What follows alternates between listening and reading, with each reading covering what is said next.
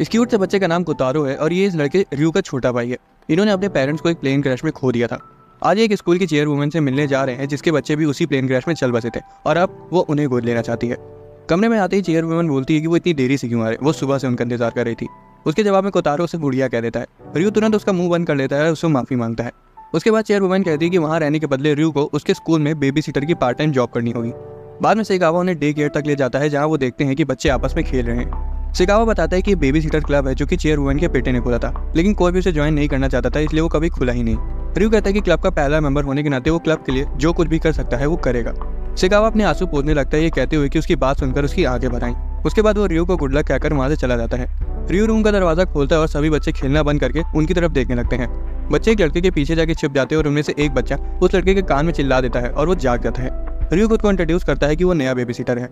लड़का कहता है कि उसने उनके बारे में सुन रखा है। वो अपना नाम यूसेदा बताता है जो कि उसी स्कूल से पढ़ा है और वहाँ का इकलौता केयरटेकर है। बच्चे यूसेदा से पूछते कि क्या वो उनके साथ खेल सकते हैं। यूसेदा कहता है कि पहले तुम सब खुद को इंट्रोड्यूस करो और सभी बच्चे एक साथ अपना नाम चिल्लाने लगते हैं। यूसेदा उनसे एक एक करके लाइन से अपना नाम बताने को कहता है। पहली बच्ची है केरिन, दूसरा ताका, तीसरा ताकुमा जिसका जुड़ा भाई काजुमा और सबसे छोटी मिदोरी। उसके बाद रयू कोतारो को इंट्रोड्यूस करता है, उसे नीचे उतारता है। ताका उसे शैतान बुलाने लगता है और सभी बच्चों से उस पर हमला करने को कहता है। रयू उन्हें रोक देता है और कहता है कि वो उनके लिए शैतान बन सकता है। वो सभी उस पर हमला कर देते हैं। कोई उसे तलवार भोंक रहा था तो कोई उसका गला खींच रहा होता है। कोतारो देखता है कि उसके भाई को परेशान किया जा रहा है, इसलिए वो उसे बचाने जाता है, लेकिन हर बार पीछे ढकेल दिया जाता है। उसे समझ नहीं आ रहा था कि वो क्या करे। रयू कहता है कि वो ठीक है और उसे कहीं और जाके खेलने को कहता है। कोतारो बुक शेल्फ के पास जाता है और एक किताब निकालता है और देखता है कि दूसरे बच्चों ने उसके भाई को घेर लिया है। यूसेदा उससे पूछता है कि क्या उसे अपना भाई वापस चाहिए। कोतारो मना कर देता है। फिर वो उससे पूछता है कि क्या मैं तुम्हारे लिए किताब पढ़ दूं, जिस पर कोतारो अपना सिर हिलाते हुए रयू की तरफ देखता है। यूसेदा को समझ आ जाता है कि उसे अकेलापन महसूस हो रहा है, इसलिए वो उसका सिर हिलाते हुए कहता है कि रयू तब तक उसे नहीं नोटिस कर पाएगा जब तक वो उसे खुद नहीं बुलाएगा। उसके बाद यूसेदा रयू को बुलाता है और बताता है कि उसकी शिफ्ट ओवर हो गई है। वो मिदोरी को रयू को देता है और पूछता है कि क्या वो बच्चों को अकेले संभाल लेगा। रयू कहता है कि हाँ वो संभाल लेगा। यूसेदा जाते जाते सोच रहा था कि अगर रयू कहता तो वो रुक जाता। अब रयू मिदोरी का डायपर बदलता है और ताका उसके बाल खींचने लगता है। किरिन उसके पास आती है और पूछती कि क्या उसे भूख लगी है क्योंकि उसने खाना बनाया है। उसके बाद वो मिदोरी को पकड़ लेती है और कहती है कि मैं तुम्हारी माँ बनूंगी और तुम मेरी बेटी। रयू उसे रोकता है और कहता है कि इसमें खतरा हो सकता है। अचानक से किरिन बौरा जाती है क्योंकि दोनों जुड़वा भाई ने उसका पूरा खाना फैला दिया था। काजुमा गिर जाता है और रोने वाला होता है, लेकिन रयू उसे उठा लेता है। ताकुमा उसे सहलाने लगता है और कहता है कि ए दर्द छू मंतर हो जा, और काजुमा को थोड़ा ठीक लगने लगता है। किरिन अपने फैले हुए खाने को देखकर गुस्से में थी, इसलिए रयू उसका मन बहलाता है। दूसरी तरफ मिदोरी रोना शुरू कर देती है और रयू से गोदी लेता है। ताका फिर से उस पर चढ़ जाता है, उसका कान खींचने लगता है। रयू कोतारो की तरफ देखता है और पूछता है कि क्या वो ठीक है, और कोतारो अपना सिर हिलाता है। ताका फिर से उस पर चढ़ जाता है और रयू का ध्यान भटका देता है। तभी बच्चों की मम्मियां आ जाती है और बच्चे दौड़कर उनके पास चले जाते हैं। किरिन की मम्मी पूछती है कि वो कौन है और रयू खुद को इंट्रोड्यूस करता है। उसके बाद बच्चों की मम्मियां भी खुद को इंट्रोड्यूस करती हैं। मिदोरी की मम्मी का नाम युकारी, ताकुमा और काजुमा की मम्मी यूमी और किरिन की मम्मी याओई। रयू कहता है उसे उनसे मिलकर अच्छा लगा और अपने छोटे भाई कोतारो को भी इंट्रोड्यूस करता है। कोतारो किताब पढ़ने में बिजी होता है, वो सभी उसे हाय बोलती हैं। उसके बाद वो सब चली जाती हैं। जैसे ही रयू अंदर आता है तभी अचानक से ताका का बड़ा भाई वहाँ आ जाता है और कहता है ताका चलने का समय हो गया है। वो रयू की तरफ देखता है और पूछता है कि तुम कौन हो। रयू कहता है कि वो वहाँ का दूसरा बेबी सीटर है और मिडिल स्कूल के 3rd ईयर में है। ताका का बड़ा भाई बताता है कि वो हयाटो है और उसी का बैचमेट है, और पूछता है कि क्या वो ट्रांसफर स्टूडेंट है। रयू कहता है कि हाँ, और वो सोचता है कि वो थोड़ा डरावना तो दिखता है लेकिन दिल का साफ लगता है। ताका अपने भाई को बताता है कि वो घर नहीं जाएगा। हयाटो कहता है कि नहीं तुम चलोगे। ताका बोलता है कि नहीं, वो रयू के साथ थोड़ी देर और खेलना चाहता है। हयाटो उसके सिर पर टपली बजा देता है और ताका रोने लगता है। रयू कहता है कि उसे ताका को मारने की जरूरत नहीं है। ताका हयाटो के पैर में मुक्के मारने लगता है और कहता है कि वो मतलबी है। हयाटो सजेस्ट करता है कि रयू को अपने भाई की देखभाल करनी चाहिए क्योंकि वो अकेला दिख रहा है। उसके बाद हयाटो ताका को लेकर वहां से चला जाता है। रयू कोतारो के पास आता है और पूछते कि क्या तुम चाहते हो कि मैं तुम्हारे लिए वो किताब पढ़ूं, लेकिन कोतारो उसके पैर पर गिर जाता है और गहरी सांसें लेने लगता है। वो तुरंत बाहर भागता है और हयाटो के पास आता है और पूछता है कि वहाँ का सबसे नजदीकी हॉस्पिटल कहाँ है क्योंकि उसके भाई को बहुत तेज बुखार है। हयाटो तुरंत ताका को अपनी मम्मी के ऑफिस में छोड़ देता है और रयू के साथ हॉस्पिटल की ओर भागने लगता है।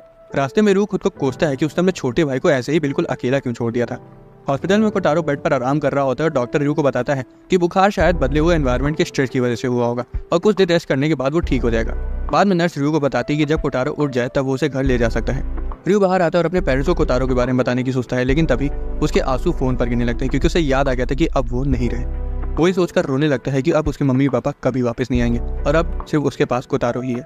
तभी चेयरवुमन उसके सिर पर हाथ रखती है और कहती है कि आखिरकार तुम रो रहे हो। उसे अंतिम संस्कार का दिन याद आता है जब उसने देखा था कि सिर्फ रयू और कोतारो ही थे जो नहीं रोए।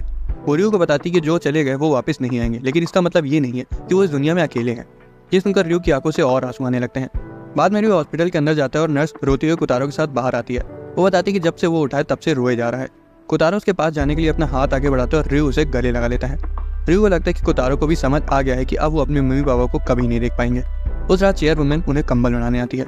उसके जाने के बाद रू की आंखों में आंसू आ जाते हैं क्योंकि उसे समझ आ गया था कि चेयरवुमन सही थी कि कोई भी अकेला नहीं होता। अगली सुबह चेयरवुमन साइकावा से पूछती कि ये बेकार फूल कहाँ से आए। साइकावा बताता है कि रू और कोतारो उन फूल को उनके लिए तोड़ के लाए थे। उसके बाद वो उन्हें फेंकने जा रहा होता है, लेकिन चेयरवुमन उसे रोक देती है और शर्माती हुई कहती कि अब उसने अपना मन बदल लिया है। इस बीच क्लास में टीचर रू से खुद को इंट्रोड्यूस करने को कहती है। पहले वो थोड़ा खिलाता है, लेकिन हयातो को देखकर उसे कॉन्फिडेंस आता है और वो खुद को इंट्रोड्यूस करता है। डे केयर में ताका कोतारो से पूछते हैं कि क्या वो उसके साथ उसकी फेवरेट बुक पढ़ना चाहेगा। कोतारो अपना सिर हिलाता है और सभी बच्चे खुश हो जाते हैं।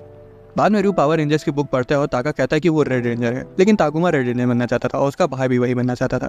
किरण कहती है कि वो तो पिंक रेंजर है और युसेदा मिदोरी को गोदी में लिए सो जाता है।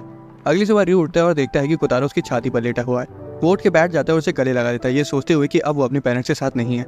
अचानक से रू चौंक जाता है क्योंकि चेयरवुमन जोर से दरवाजा खोलकर उसे बिस्तर से निकल के स्कूल के लिए तैयार होने को कहती है। सिकावा कहता है कि उसने पहले ही उनका नाश्ता और लंच तैयार कर दिया है। चेयरवुमन उन्हें लेक्चर दे रही थी कि तभी कोतारो उसके बाल पकड़ लेता है और उसे बुढ़िया कहने लगता है।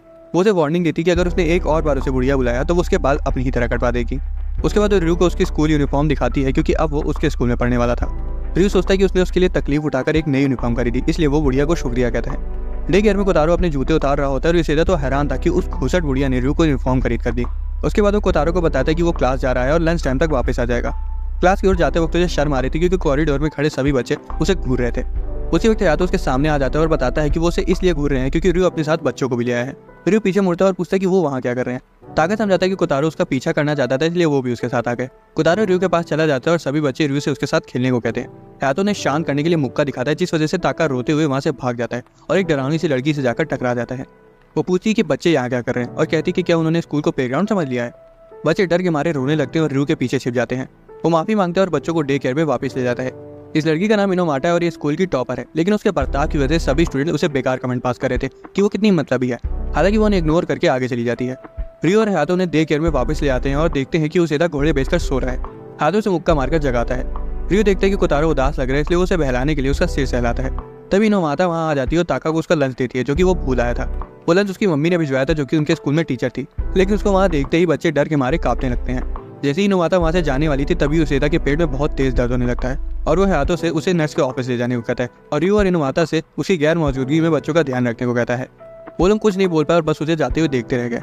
रू इनोमाटा से कहता है कि वो बच्चों को अकेले संभाल लेगा, इसलिए वो अपनी क्लास में वापस जा सकती है। वो कहती है कि वो युसेदा के दिए हुए काम को पूरा करेगी। हालांकि बच्चे उसे डर के मारे रू के पीछे जाके छिप जाते हैं। बाद में इनोमाटा मिदोरी को गोदी लेने का ऑफर करती है। वो शर्म के मारे पूरी लाल हो जाती है और तेजी से बोलती है कि वो सिर्फ मदद करना चाहती है। उसकी आवाज़ से मिदोरी उड़ जाती है। वो रोने लगती है और रू उसे चुप कराता है। ताका उसे तलवार चुभो देता है और सभी बच्चे उसे चुड़ैल बोलकर उस पर हमला कर देते हैं। इनोमाटा गुस्सा हो जाती है और उन्हें डराते हुए कहती है कि वो चुड़ैल किसे बोल रहे हैं। तभी रू देखता है कि इनोमाटा रो रही है, इसलिए वो सभी बच्चों से उसके साथ बुरा बर्ताव करने के लिए माफी मांगने को कहता है। हालांकि इनोमाटा इस तरह की जबरदस्ती वाली माफी नहीं सुनना चाहती थी। उसे तो रू के लिए बुला रख जाता है क्योंकि उसे इतने बदतमीज बच्चों को संभालना पड़ रहा है। रू मुस्कुराता है और कहता है कि वो उस पर बोझ नहीं है, लेकिन तभी इनोमाटा उसे पिलो फेंक कर मार देती है और कहती है कि मेरे सामने इस तरह मत मुस्कुराओ। वो उस पर चीजें फेंकती जाती है और रोते हुए कहती है कि बच्चे रू को तो पसंद करते हैं, लेकिन उसे कोई पसंद नहीं करता। पढ़ाई ही एक ऐसी चीज है जिसमें वो अच्छी है। किरण उसके पैर पर अपना हाथ रख देती है और इनोमाटा अपने आंसू पोंछती है। किरण कहती है कि मत रो और सभी बच्चे आंसू भरी आंखों से उसकी तरफ देखते हैं। वो उन्हें गले लगा लेती है और सभी बच्चे उसे सॉरी कहते हैं और वो जल्द ही बच्चों के साथ सो जाती है। बाद में कोतारो अपनी टी शर्ट में बने हुए टाइगर को देखता है और रू पूछता है कि वो उसे क्यों देख रहा है। किरण बताती कि वो दुखी है क्योंकि ताका ने उसकी बेइज्जती करती थी, ये कहकर कि जो बिना असली शेर देखे शेर की टी शर्ट पहनते वो बोंदू होते हैं। ताका कहता है कि इसमें मैंने गलत क्या बोला है। हयातो उसके सिर पर मुक्का जड़ देता है और कोतारो को उसका मजाक उड़ाने के लिए डांटता है। ताका रोने लगता है और कहता है कि भाई आप हमेशा मेरे साथ ऐसा ही करते हैं और आप मुझसे नफरत करते हैं। हयातो एकदम सीधा सीधा बोल देता है कि ना तो वो उसे नफरत करता है और ना ही उसे पसंद करता है। जिसे सुनकर ताका और रोने लगता है और युसेदा के पास भाग जाता है। वो चिल्लाता है कि भाई मैं तुमसे नफरत करता हूँ। हयातो ताका को उठा लेता है और उसे घर ले जाता है। बाद में रू कोतारो से वीकेंड में जू चलने को कहता है, जिसे सुनकर बाकी बच्चे भी उसके साथ वहाँ जाने को कहने लगते हैं। युसेदा आता है और कहता है कि उसे सभी बच्चों को वहाँ ले जाना चाहिए और वो भी साथ में चलने के लिए तैयार है क्योंकि उसे वीकेंड्स में काम करने के एक्स्ट्रा पैसे मिलेंगे। रात में खाने के वक्त रू चेयरवुमन से ट्रिप पे जाने की परमिशन मांगता है। वो मान तो जाती है, लेकिन युसेदा को एक्स्ट्रा पैसे देने से मना कर देती है क्योंकि बच्चों की मम्मियाँ भी साथ में जा रही थी। रू उन्हें भी साथ में चलने के लिए पूछता है, लेकिन वो मना कर देती है, कहते हुए कि उस जगह से जानवरों की बदबू आती है। ट्रिप के दिन साइकावा रू को एक बड़ा सा लंच बॉक्स देता है और ट्रिप के लिए कुछ पैसे देता है जो कि चेयरवुमन ने उसे दिए थे। जू में रू युसेदा को वो पैसे देता है जो चेयरवुमन ने उसे दिए थे। हालांकि वो मना कर देता है। वो बच्चों की फोटोज खींचता है और उनके पापा को भेजता है जो कि वहाँ नहीं आ पाए। हयातो वहाँ अपनी बेसबॉल ड्रेस पहनकर आता है और ताका को उतार देता है क्योंकि उसे प्रैक्टिस पर जाना था। अब उनकी जू की ट्रिप शुरू हो जाती है और बच्चे सबसे पहले हाथी को देखकर हैरान हो जाते हैं। युसेदा उनकी अलग अलग जानवरों के साथ फोटो लेता है। बच्चे शेर को पिंजरे में से दहाड़ते हुए देखकर बहुत डर जाते हैं और अपनी मम्मियों के पास भाग जाते हैं और डर के मारे कांपने लगते हैं। कोतारो अभी भी निडर शेर के सामने खड़ा होता है। हालांकि जब रू उसे देखता है तो पाता है कि वो डर के मारे जम चुका है। वो उसे उठाता है और सोचता है कि अगर वो जंगल में होते तो सबसे पहले शेर कोतारो को ही खाता। बाद में वो लोग प्यारे प्यारे शेर के बच्चों को देखते हैं। योशिदा कहते हैं कि अब लंच का समय हो गया, इसलिए रयू रॉकर से अपना लंच लेने चला जाता है। वो देखते हैं कि कोतारो किसी चीज को ध्यान से देख रहा है। जब रयू मुड़ता है तो पाता है कि वो किसी परिवार को देख रहा था और वो तुरंत उनकी जगह अपने परिवार को इमेजिन करने लगता है। तभी योशिदा उसे खाने के लिए बुला लेता है। मम्मी से कहा कि रयू लंच बॉक्सेस की तारीफ करती है जिसमें कई सारे प्यारे जानवर बने हुए थे। लंच के बाद योशिदा बच्चों की खरगोश के साथ तस्वीर लेता है, ये सोचते हुए कि उनके पापा लोग तो वो फोटो जरूर खरीदेंगे। तभी कोतारो एक भेड़ को देखकर उसे चेयरवुमन के साथ कंपेयर करने लगता है। वो दोनों उसके पास चले जाते हैं और योशिदा उनके फोटोज लेता है। बाद में ताका कोतारो को एक बाज दिखाने ले जाता है और डींगे हाँकता है कि उसके नाम का मतलब भी बाज है। रयू बताता है कि जो फैल्कन वहाँ बैठा है उसके नाम हायाबुसा में हयातो का हाया भी है। ताका उसकी बात नहीं मानता और कोतारो को अपने साथ ले जाता है। बाद में बच्चे खिलौनों की दुकान में चले जाते हैं और खिलौना उठा लेते हैं और अपनी मम्मी उसको उसे खरीदने को कहते हैं। भाई मेरी मम्मी तो दुकान वाले के सामने मुझे रसीद देती। कोतारो को कीचेन चाहिए थी जो कि चेयरवुमन की तरह दिख रही थी। रयू उसके पैसे देने चला जाता है और ताका को योशिदा के पास छोड़ देता है। योशिदा ताका से कहता है कि उसे उसके भाई के लिए भी कुछ ले लेना चाहिए, लेकिन ताका शर्माने लगता है और कहता है कि उसे अपने भाई के लिए कुछ नहीं चाहिए। तभी वो किसी को देखता है और उसे अपना भाई समझ लेता है और उसके पीछे भागने लगता है। योशिदा उसे वहां से जाते हुए नहीं देख पाता क्योंकि वो उसके लिए खिलौना चुन रहा था। सभी योशिदा के पास आते हैं लेकिन ताका वहां नहीं था। दिन ढलने लगता है और ताका अपने भाई के पीछे भागा जा रहा था, लेकिन तभी आदमी अपनी घड़ी का समय देखता है और तब ताका को समझ आता है कि वो उसका भाई नहीं है। वो वापस जाने का फैसला करता है लेकिन लड़खड़ा कर गिर जाता है। जब उसे रियलाइज होता है कि वो खो चुका है तब वो अपने भाई का नाम लेते हुए रोने लगता है। तभी हयातो वहां आ जाता है और उसे उठा लेता है। वो उसे भोंदू कहता है और बताता है कि एक आदमी को इतनी छोटी सी चीज के लिए कभी नहीं रोना चाहिए। रयू भी वहां आ जाता है और ताका के साथ हयातो को देखकर उसके जान में जान आती है। हयातो ताका को मुक्का जड़ देता है और माफी मांगने को कहता है। रात में सभी लोग अपने अपने घर चले जाते हैं और रयू हयातो को बताता है कि ताका उसके बिना अकेला महसूस कर रहा था। हयातो बताते कि वो इसलिए आया क्योंकि उसकी मम्मी ने ताका को अकेला छोड़ने के लिए उसे मारा था। कोतारो और ताका दोनों ही सो चुके थे। नींद में ताका कहता है कि भैया मैं आपसे बहुत प्यार करता हूँ, और हयातो भी कहता है कि बेवकूफ मैं भी तुमसे नफरत नहीं करता। रयू हयातो को चिढ़ाने लगता है कि भले ही वो हमेशा ताका को मारता रहता है लेकिन उसे पता है कि वो अपने भाई से बहुत प्यार करता है। अगले दिन कोतारो बुक पढ़ रहा होता है और बाकी बच्चे खेल रहे होते हैं। योशिदा कैलेंडर देखता है और पाता है कि आज तो वैलेंटाइंस डे है। वो सभी बच्चों को अपने नजदीक बुलाता है और अपना हाथ आगे फैलाता है। बच्चे कुछ समझ नहीं पाते और कोतारो अपना हाथ योशिदा के हाथ पर रख देता है। योशिदा कहता है कि मैं तुम्हारा हाथ नहीं बल्कि तुम लोगों की मम्मी का भेजा हुआ वैलेंटाइंस गिफ्ट मांग रहा हूँ। बच्चे बताते कि उनके पास तो कुछ नहीं है। इस बीच क्लास में लड़कियां वैलेंटाइंस डे की बातें कर रही थी। वो इस शर्मीली लड़की यूकी से पूछती कि क्या उसे कोई पसंद है, जिसे वो थोड़ा चौंक जाती है और शर्मा कर हंसने लगती है। एक लड़का रयू से पूछता है कि क्या उसे किसी ने वैलेंटाइन चॉकलेट दी है। जब रयू मना कर देता तब यूकी खुश हो जाती है क्योंकि रयू उसे पसंद था। उसी वक्त एक लड़की हयातो को चॉकलेट ऑफर करती है लेकिन वो मना कर देता है ये कहते हुए कि वो उसे पसंद नहीं है। लड़के उस पर चिल्लाने लगते कि बेवकूफ अगर तुझे नहीं चाहिए तो हमें दे दे। क्लास का मेन अट्रैक्शन यागी था जिसे ढेर सारी चॉकलेट मिली थी। हालांकि ये देखकर इनोमाता गुस्सा आ जाती है क्योंकि स्कूल प्रेमिसेस के अंदर गिफ्ट देना बैन है। लड़कियां उस पर चिल्लाने लगती कि आखिर तुम्हारी दिक्कत क्या है, तुम बहुत ओल्ड फैशन हो। यागी कहता है कि वो उनकी चॉकलेट्स को क्लास खत्म होने के बाद ले लेगा। उसके बाद वो इनोमाता से पूछता है कि कल तो तुम बेबी सिटर क्लब में थी ना, असल में मुझे भी बेबी सिटर क्लब ज्वाइन करना है, क्या तुम मुझे उसके बारे में कुछ बता सकती हो। इनोमाता को याद आता है कि डे केयर सेंटर नए मेंबर्स को ढूंढ रहा है, फिर भी वो गुस्से में उसे खुद से क्लब जाकर पूछने को कहती है और वहां से चली जाती है। यागी का दोस्त नेजू चुपचाप ये सब देख रहा था। इनोमाता को लड़कियों की बात याद आ रही थी कि वो सची तो बोल रही थी कि वो हर काम में टांग अड़ाती है। रोते हुए कहती है कि जहाँ भी मैं जाती हूँ वहाँ सभी का मजाक किरकिरा कर देती हूँ। उसे डे केयर जाने से डर लग रहा था, ये सोच करके शायद बच्चे भी उसे नफरत करते होंगे। दूसरी तरफ यागी बेबी सीटर रूम में जाता है और बेबी सीटर क्लब को ज्वाइन करने के लिए पूछता है। रयू तो ये देखकर बहुत खुश हो जाता है कि कोई और भी बेबी सिटिंग में इंटरेस्टेड है। उसके बाद वो सभी बच्चों का और खुद का इंट्रोडक्शन देता है। यागी भी अपना इंट्रोडक्शन देता है और किरण के बालों की तारीफ करता है और वो बहुत खुश हो जाती है। उसके बाद वो ताका से कहता है कि वो बिल्कुल अपने भाई की तरह कूल है। ताका बोलता है कि वो तो मैं हूँ ही।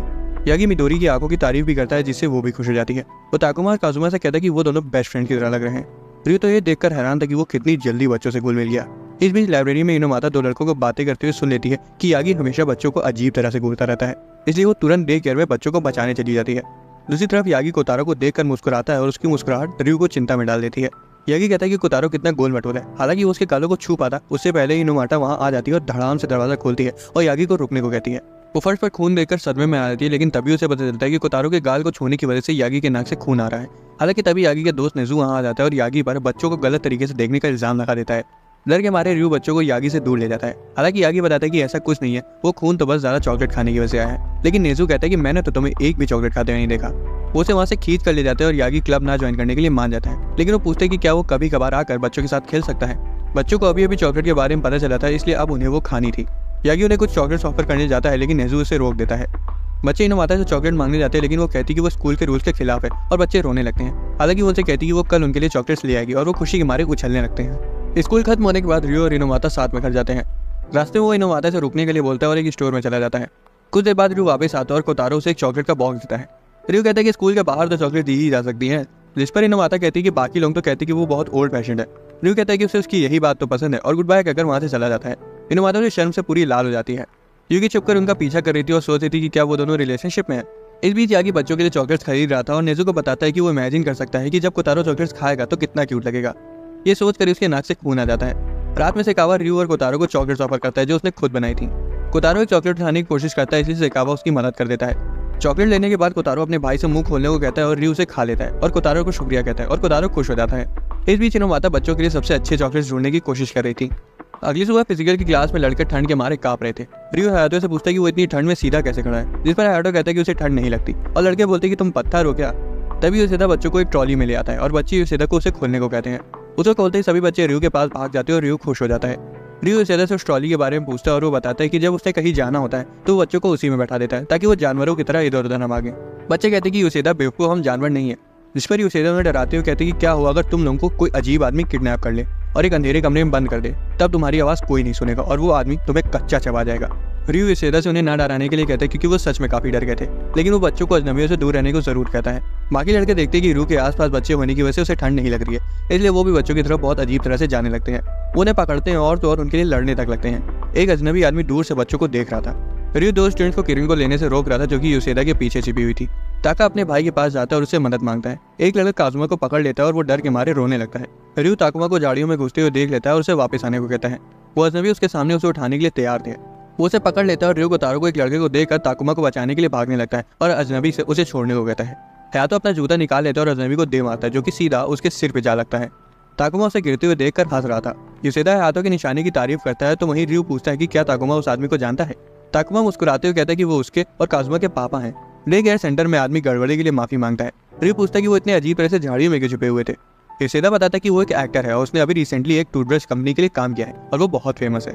कोसुके बताता है कि वो नहीं चाहता कि कोई उसे पहचाने और सीन क्रिएट हो जाए, लेकिन रियो और हयातो उसे नहीं पहचानते थे। ये जानकर कोसुके कोने में बैठकर रोने लगता है क्योंकि जितना वो सोच रहा था वो उतना फेमस नहीं था। वो बताते हैं कि पिछले 6 महीने से उसे अब जाकर छुट्टी मिली है, इसलिए वो उस समय को अपने बच्चों के साथ बिताना चाहता था क्योंकि उसे लग रहा था कि वो कहीं उसे भूल ना जाए। रियो सजेस्ट करता है कि उसे उनके साथ डे केयर में समय बिताना चाहिए। कोसुके खुशी खुशी मान जाता है। रियो ताकुमा और काजुमा को बुलाता है और काजुमा को उठाकर उसके पापा को दे देता है, लेकिन काजुमा रोने लगता है। कोसुके दरवाजा खोलता है और कहता है कि मैं जा रहा हूँ। रियो से रोकता है और कहता है कि काजुमा को अनजान लोगों के नजदीक जाना पसंद नहीं है, ये दिलासा दे रहा है उसके जले पर नमक छिड़क रहा है। रियो कहता है कि अगर वो आज चला गया तो उसके और उसके लड़कों के बीच दूरियां और बढ़ जाएंगी। कोसुके की आंखों से पानी आने लगता है। रियो कहता है कि बच्चों के साथ बॉन्ड बनाने में वो उसकी मदद करेगा। तभी ताकुमा बोल देता है कि तुम तो रोतड़ू हो। अब कोसुके ताकुमा के साथ खेलता है, लेकिन काजुमा रोते हुए उसे वापस देने को कहता है। उसके बाद वो मिदोरी को हवा में उठा लेता है और काजुमा फिर से रोने लगता है। रियो के समझाने के बाद भी काजुमा डर के मारे रोता ही रहता है। कोसुके दूसरे बच्चों के साथ छुप छुप गाड़ी खेल रहा था, लेकिन फिर भी काजुमा डरा हुआ था। यूसेदा कुछ बताता है कि उसे नहीं पता था कि काजुमा अपने पापा से इतनी नफरत करता है, तो वहीं हारा हुआ कोसुके एक किनारे बैठा होता है। उसके बाद वो अपने बेटों के पास जाता है और उनका मजा किरकिरा करने के लिए उनसे माफी मांगता है। वो कहता है कि खूब मजे करना, मैं घर में तुम लोगों का इंतजार करूंगा। वो उन्हें गुड बाय कहता है और वहां से चला जाता है। कोसुके रास्ते में एक लड़की से टकरा जाता है और वो लड़की उसे तुरंत पहचान लेती है और चिल्ला पड़ती है। उसकी आवाज सुनकर और लड़कियां भी वहां आ जाती हैं और उसके साथ फोटो और ऑटोग्राफ्स मांगने लगती हैं।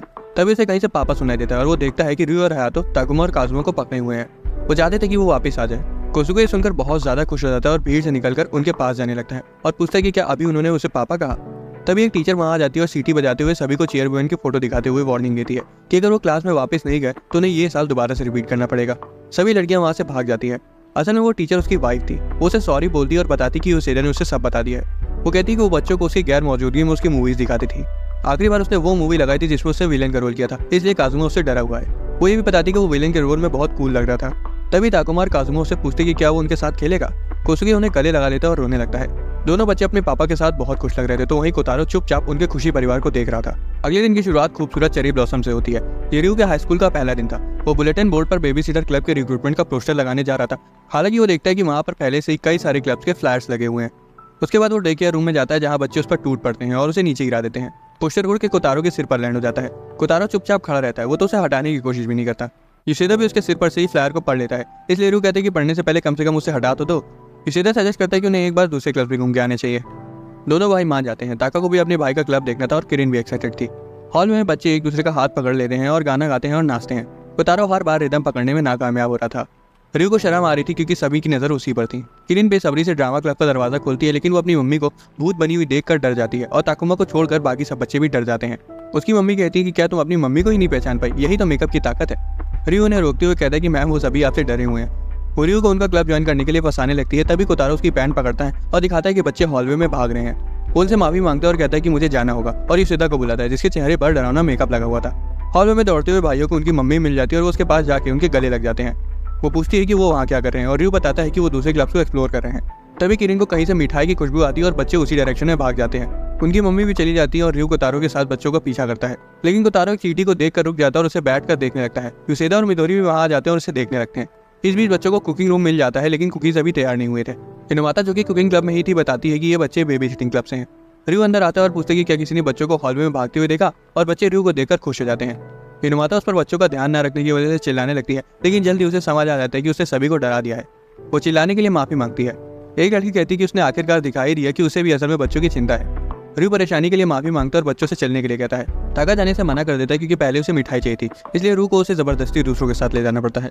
ताका को शांत कराने के लिए उसे कहता है कि चलो बेसबॉल क्लब में चलते हैं जहाँ तुम्हारा भाई प्रैक्टिस कर रहा होगा। वो स्पोर्ट्स क्लब जाने के लिए बाहर आते हैं और एक स्टूडेंट कमेंट करता है कि रयू हाई स्कूल में ही बेबी सिटिंग में फंस गया। ताका बेसब्री से अपने भाई की तरफ देखता है और जब उसका भाई भी पलट कर उसे देखता है तो वो खुश हो जाता है। हालांकि हयातो अपना मुंह मोड़ लेता है और ताका बौरा जाता है। ताका कहता है कि तुम मतलबी हो।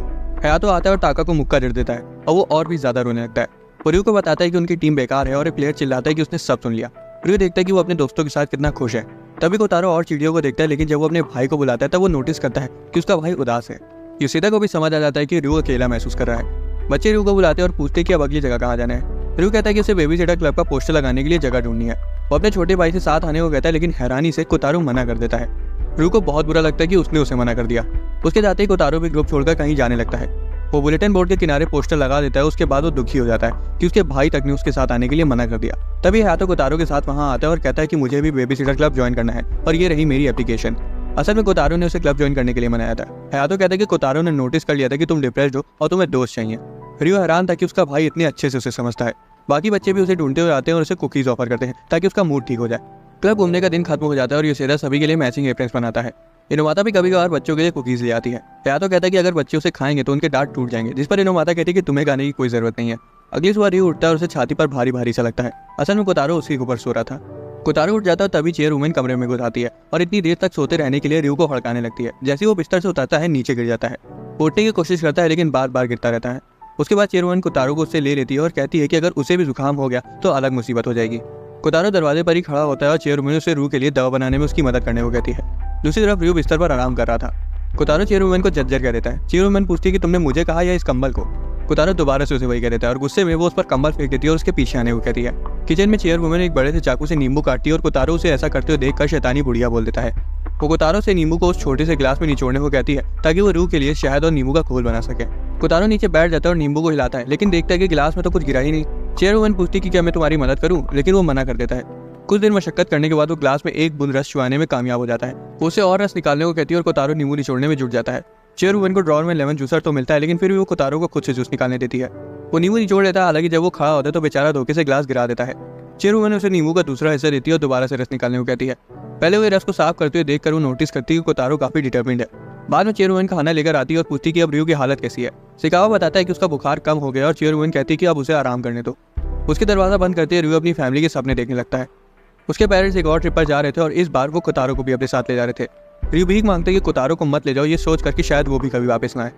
वो नींद में ही रोने लगता है, लेकिन कोतारो उसके बगल में होता है और अपने बड़े भाई के आंसू पोंछता है और उसकी आंखें जलने लगती है। चेयर वुमेन आती है और बताती है कि कोतारो के हाथों में नींबू का रस लगा हुआ है। वो उसे गर्मा गर्म काढ़ा देती है और बताती है कि कोतारो ने उसे बनाया है। उसको पीते वो भगवान को शुक्रिया कहता है कि उन्होंने उसके छोटे भाई को अपने पास नहीं बुलाया। रयू उसका सिर हिलाता है और कोतारो मुस्कुराता है। चेयर वुमेन कोतारो को उठा लेती है और बताती है कि अब उसे जाना होगा। बेचारे को लगा था कि दवाई खाने के तुरंत बाद उसका भाई ठीक हो जाएगा, लेकिन चेयर वुमेन बताती है कि रयू को अभी भी आराम की जरूरत है। रयू को चिंता थी कि कहीं कोतारो को भी सर्दी न लग जाए। बाद में वो चेयर के नीचे बैठा शोक मना रहा होता है। शिकावा उसे आइसक्रीम की लालच देकर बाहर बुलाने की कोशिश करता है, लेकिन वो बाहर नहीं आता। अगली सुबह मिदोरी की मम्मी मिदोरी को रयू को दे जाती है। रयू कोतारो से कहता है क्यों ना जब तक सब लोग नहीं आ जाते तब तक स्टोरी बुक पढ़ ली जाए। उससे पहले वो मिदोरी का डायपर बदल देता है, लेकिन पता चलता है कि डायपर तो खत्म हो गए हैं। जैसे ही वो डायपर निकालने के लिए ड्रॉर खोलता है तभी मिदोरी दरवाजे की तरफ भाग जाती है। उसी वक्त एक लड़का अंदर आ जाता है और वहाँ भरी बदबू उसके नाक में चढ़ जाती है। मिदोरी उसकी पैंट खींच लेती है और वो नीचे गिर जाता है। लड़का रोने लगता है और रयू से कुछ करने को कहता है। बाद में वो बैठकर बात करते हैं और लड़का पूछता है कि क्या बदबू फैलाने का क्लब है। वो दोनों बात कर रहे होते हैं और कोतारो सिंड्रेला की पिक्चर बुक पकड़े खड़ा हुआ था। लड़का मिदोरी को बदबू की खदान बताता है और कोतारो को एक स्पेस कैडेट। वो पूछते हैं कि क्या वो मिदोरी नाम की बच्ची की बेबी सिटिंग भी कर रहा है, क्योंकि उसे नहीं पता था कि जिसे वो बदबू की खदान बुला रहा है वही मिदोरी है। रयू पूछता है कि वो उसे क्यों ढूंढ रहा है और लड़का बताता है कि उसे अपने होने वाली बेटी का चेहरा देखना है। रयू कंफ्यूज हो जाता है और पूछता है कि तुम अभी भी स्कूल ही में पढ़ते हो ना। लड़का कहता है कि लेकिन मैं तुमसे 1 साल बड़ा हूँ और तुम मुझे इनुई सेनपाई कहकर बुलाओ। रियू बताता है कि मिडोरी की मॉम तो पहले से मैरिड है, लेकिन इनुई बस मुस्कुराता है और कहता है कि ये सब प्यार में नहीं देखा जाता। रियू हड़बड़ाने लगता है और इनुई कहता है कि बच्चे अभी तुम ये सब नहीं समझोगे क्योंकि तुम्हें कभी प्यार हुआ ही नहीं। उसके बाद वो उठ कर चला जाता है, ये मानते हुए कि मिडोरी वहाँ नहीं है। बाद में यूशिदा रियू के सामने हाथ हिलाता है। असल में इनुई की बातें सुनकर वो बैठे बैठे ही बेहोश हो गया था। किरिन उसे बताती है कि वो अपनी आंखें खुली रख कर सो रहा था। बेचारा कोतारो अभी तक सिंड्रेला की बुक लिए रियू का उसे पढ़कर सुनाने का इंतजार कर रहा था, लेकिन रियू कहता है कि वो बाद में पढ़ देगा। उसके बाद वो मिडोरी के पापा के बारे में पूछता है। यूशिदा बताता है कि वो फिलहाल देश के बाहर है। इसे तो कंफर्म हो जाता है कि मिडोरी की मॉम ना तो विधवा है और ना ही डिवोर्स। रियू तो ये सोचकर घबरा जाती है कि कहीं वो इनुई के साथ अपने हस्बैंड को चीट तो नहीं कर रही है। यूशिदा रियू को चिढ़ाते हुए पूछते कि कहीं उसे बड़ी लड़कियां तो पसंद नहीं है, हालांकि रियू साफ मना कर देता है। क्लास में वो हयातो को इसके बारे में बताता है, जिस पर हयातो कहता है कि ये उनकी मर्जी है और तुम इन झंझटों से दूर रहो। क्लास शुरू हो जाती है, लेकिन रियू अभी भी मिडोरी की मम्मी और इनुई की रोमांटिक एक्सपीरियंस ना होने वाली बात में खोया रहता है। उसे याद आता है कि लोग कहते हैं कि यूकी क्यूट है, इसलिए वो उसे घूरने लगता है, लेकिन उसे वो अट्रैक्शन महसूस नहीं होता। दूसरी तरफ यूकी शर्म से लाल हो जाती है जब उसे पता चलता है कि रियू उसे घूर रहा है। हॉल में भी वो सोच ही रहा होता है कि तभी उसके सामने इनोमाता आ जाती है। वो उसे पूछता है कि चीटर्स के साथ क्या किया जाना चाहिए। वो कहती है कि चीटर्स को तो फांसी पर चढ़ा देना चाहिए। उसके बाद वो उससे पूछता है कि क्या कभी उसका कोई क्रश था, जिसे इनोमाता दुखी हो जाती है क्योंकि वो चाह कर भी कभी लव एक्सपीरियंस कर ही नहीं पाई। रियू डे केयर सेंटर में वापस आ जाता है और देखता है कि बच्चे इनुई के पूरे शरीर पर नाक की गंदगी लगा रहे हैं, तो वहीं कोतारो अभी भी सिंड्रेला की किताब पकड़े हुआ था। रियू बच्चों को बुलाता है और उन्हें नाक साफ करने के लिए टिश्यू देता है। वो मिडोरी को पकड़ता है और बोलता है कि कमजोर लोगों के साथ बदतमीजी नहीं करनी चाहिए। इनुई उसके पास आता है और कहता है कि मुझे पता चल गया है कि बदबू की खदानी मिडोरी है, तुमने मुझे पहले क्यों नहीं बताया। और तभी मिडोरी उसकी उंगली काट देती है। बच्चे भी उसे कमजोर बुलाने लगते हैं। रियू कहता है कि ऐसे किसी शादीशुदा लड़की जिसका पति जिंदा हो और यहाँ तक कि एक बच्ची भी हो, उसके पीछे पागल होना गलत है। इनुई कहता है कि ऐसा नहीं है, उन्होंने ही बताया था कि उनका हस्बैंड बहुत दूर है और इसका मतलब तो यही बनता है कि वो मर चुका है, इसलिए मैं उन्हें सपोर्ट करना चाहता हूँ। तभी अचानक मिडोरी की माँ उसे लेने आ जाती है। इनुई जो कि पूरा लाल हो चुका था उनके पास जाता है और उनका हाथ पकड़ता है। बच्चे उसे उबला हुआ ऑक्टोपस कहने लगते हैं। इनुई हकलाता है और कुछ कहने जा रहा होता है, लेकिन तभी मिडोरी जोर जोर से रोने लगती है। वो मिडोरी को ले लेती है और उसे सहलाते हुए कहती है कि पापा जल्दी घर आ रहे हैं, जिसे सुनकर इनुई दंग रह जाता है।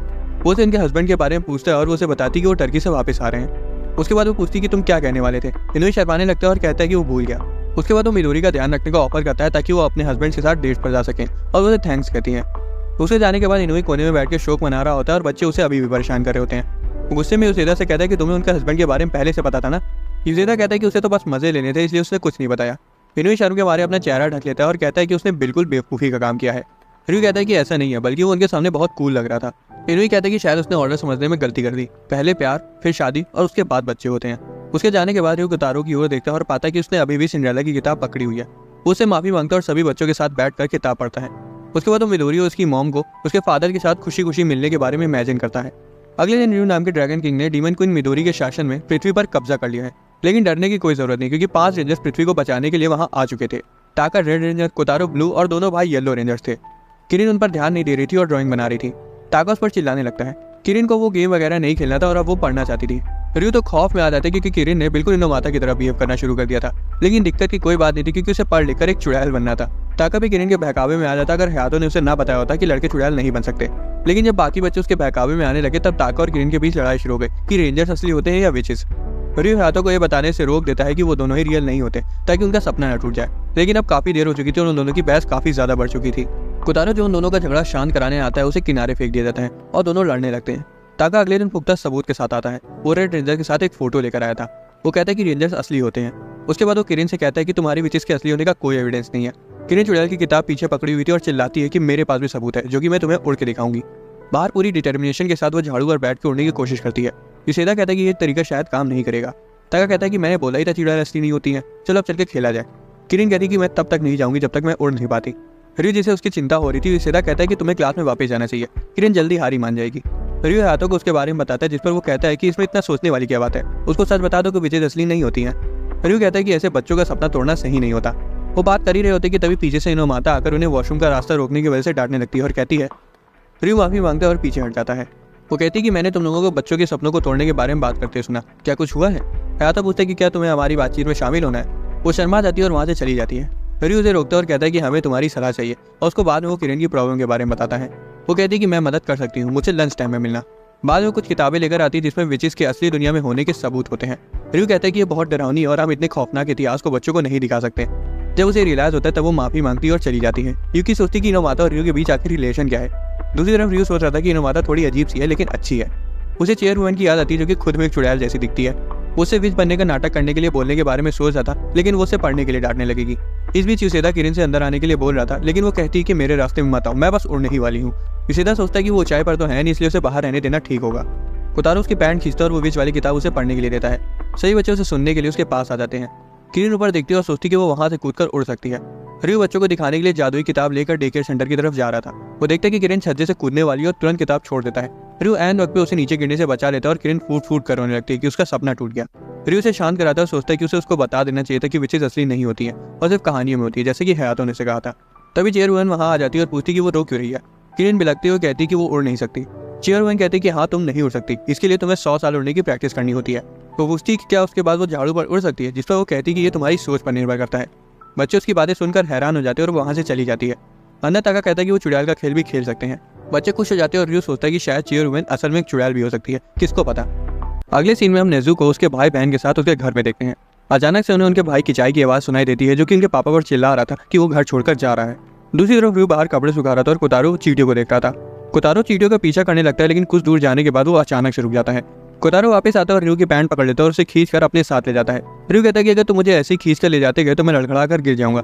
उनके रुकते ही रयू देखता है कि एक लड़का झाड़ियों में फंसा हुआ है। वो अनजाने में उसे नेज़ू कह देता है क्योंकि वो उसी की तरह दिख रहा था, तो वही कोतारो उसे चूहा कह देता है। किचाई झाड़ियों से बाहर आने की कोशिश कर रहा था, इसलिए रयू मदद के लिए अपना हाथ आगे बढ़ाता है, लेकिन किचाई उसके हाथ को झटक देता है, ये कहते हुए कि उसे उसकी मदद की कोई जरूरत नहीं है। कोतारो तो ये देख के खौफ में आ जाता है, हालांकि रयू उसका सिर चलाते हुए कहता है कि मैं ठीक हूँ। रयू पूछता है कि क्या वो नेज़ू का भाई है, और लड़का अपना सिर हिलाता है। रयू बताता है कि तुम्हारा भाई नेज़ू और मैं सेम स्कूल में पढ़ते हैं। रयू पूछता है कि क्या घर में कुछ हुआ है, लेकिन किचाई शांत रहता है। उसके बाद रयू वापस से कपड़े सुखाने चला जाता है, ये कहते हुए कि अगर उससे बात करनी हो तो वो उसे बुला सकता है। रयू कोतारो को वहीं रुकने को कहता है और बाहर आकर नेज़ू को कॉल करने के बारे में सोचता है, लेकिन उसे याद आता है कि उसके पास तो नेज़ू का नंबर ही नहीं है। कोतारो किचाई को शांति से देख रहा होता है, तभी अचानक से किचाई घबरा जाता है और कोतारो को वहां से तुरंत भागने को कहता है। तभी पीछे से किसी का हाथ कोतारो की ओर आने लगता है और वो लड़का कोतारो के गालों के साथ खेलने लगता है। हिनवाता और रयू झाड़ियों के पीछे से वहां आ जाते हैं और यागी की नाक से खून आने लगता है। हिनवाता गुस्से में यागी से कहती कि अगर उसने कोतारो को छूना बंद नहीं किया तो वो पुलिस बुला लेगी। दूसरी तरफ यागी उसके साथ मजाक करने लगता है कि अगर तुम्हें भी मेरे साथ खेलना है तो तुम्हें अपनी बारी का इंतजार करना पड़ेगा, जिससे हिनवाता और गुस्सा आ जाती है। कोतारो छिप जाता है और यागी अपनी नाक साफ करता है। रयू कहता है कि उसने ही यागी को बुलाया था क्योंकि उसके पास नेज़ू का नंबर नहीं था, हालांकि वो इनोमाता को वहां देखकर हैरान था। यागी बताता है कि नेज़ू को काम था, इसलिए वो उसकी जगह वहां आ गया और रास्ते में उसे इनोमाता मिल गई थी, इसलिए वो उसे भी साथ ले आया। हमें पता चलता है कि नेज़ू का परिवार गरीब है और उनके 8 बच्चे हैं। किचाई अपने भाई की तारीफ करता है और बताता है कि उसका भाई परिवार को फाइनेंशियली सपोर्ट करने के लिए बहुत मेहनत करता है और तो वो पढ़ाई में भी बहुत अच्छा है, और ये सुनकर वो सभी दंग रह जाते हैं। यागी किचाई का सिर सहलाता है और कहता है कि तुम बहुत क्यूट हो, तो वही किचाई कहता है कि मुझे अकेला छोड़ दो। हिनवाता अपना पेशेंस खो देती है और कहती है कि किचाई तुम अपने भाई से बिल्कुल उल्टा एक बिगड़े हुए बच्चे हो। एक तरफ वो अपने परिवार के लिए इतनी मेहनत कर रहे तो वहीं दूसरी तरफ तुम अपना घर ही छोड़ के आ गए और दूसरों के लिए मुसीबत खड़ी कर दी। किचाई रोने लगता है और कहता है कि वो चाहता था कि वो अमीर हो ताकि वो अपने लिए वीडियो गेम्स खरीद सके। हिनवाता पूछती है कि क्या वो खाली वीडियो गेम्स के लिए अपना घर छोड़ाया, लेकिन रयू कहता है कि कोई और जरूरी बात जरूर रही होगी जिस वजह से वो अपना घर छोड़ाया। अचानक से उसका दूसरा भाई सुकीची वहां आ जाता है और कहता है कि बच्चों का भी हक बनता है कि उन्हें वो चीज मिले जिनकी उन्हें जरूरत है। सुकीची यागी की तरफ देखता है और कहता है कि ये ठरकी यहाँ क्या कर रहा है, और पूछता है कि तुमने मेरे भाई के साथ क्या किया। यागी कहता है कि मैंने तो सिर्फ उसका सिर चला था, जिस पर सुकीची कहता है कि ठरकी मेरे भाई को तो छू भी मत लेना। उसके बाद सुकीची समझाता है कि भले ही वीडियो गेम्स बड़ों के लिए इंपॉर्टेंट ना हो, लेकिन किचाई के लिए वो है, क्योंकि उसको छोड़ के उसके क्लास में सभी के पास है और उसका बेस्ट फ्रेंड उसे वो खरीदने के लिए प्रेशर करता है, ये जानने के बाद भी कि वो गरीब है। किचाई रोना जारी रखता है और कहता है कि वो अपने परिवार से बहुत प्यार करता है, लेकिन उसे गरीबी से सख्त नफरत है। यागी को याद आता है कि नेज़ू के साथ भी एलिमेंट्री स्कूल में कुछ ऐसा ही हुआ था, जब उसने नेज़ू को अपना गेम ऑफर किया था क्योंकि उसे पता था कि वो गरीब है। हालांकि नेज़ू ने उसे लेने से मना कर दिया था और कहा था कि अगर उसे वीडियो गेम चाहिए होगा तो वो खुद बना लेगा। ये पहली बार था जब यागी को लगा था कि कोई उससे भी ज्यादा कूल है।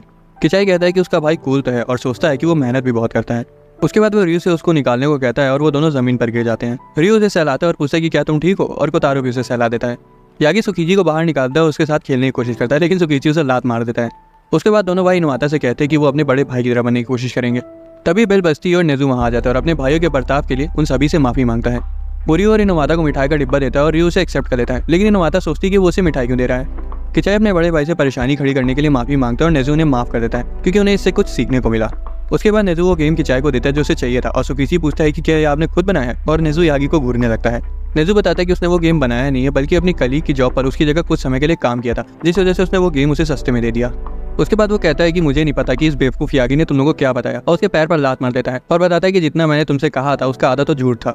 वो किचाई से उस गेम को अपने भाइयों के साथ शेयर करने के लिए कहता है और उसका सिर सहलाते हुए कहता है कि जाओ अब अपने दोस्तों के साथ मस्ती करो। रयू उनकी मदद करने के लिए हिनोमाता को शुक्रिया कहता है और वो शर्माने लगती है। अगले दिन युसेदा बच्चों के साथ खेलते हुए रयू से बातें कर रहा होता है। रयू बताता है कि उसे लंच ब्रेक के वक्त केमिस्ट्री का असाइनमेंट बनाना है, इसलिए वो आज उन लोगों के साथ लंच नहीं कर पाएगा। बच्चे से गुड बाय कहते हैं और रियो कोतारो का सिर चला के क्लासरूम में वापस चला जाता है।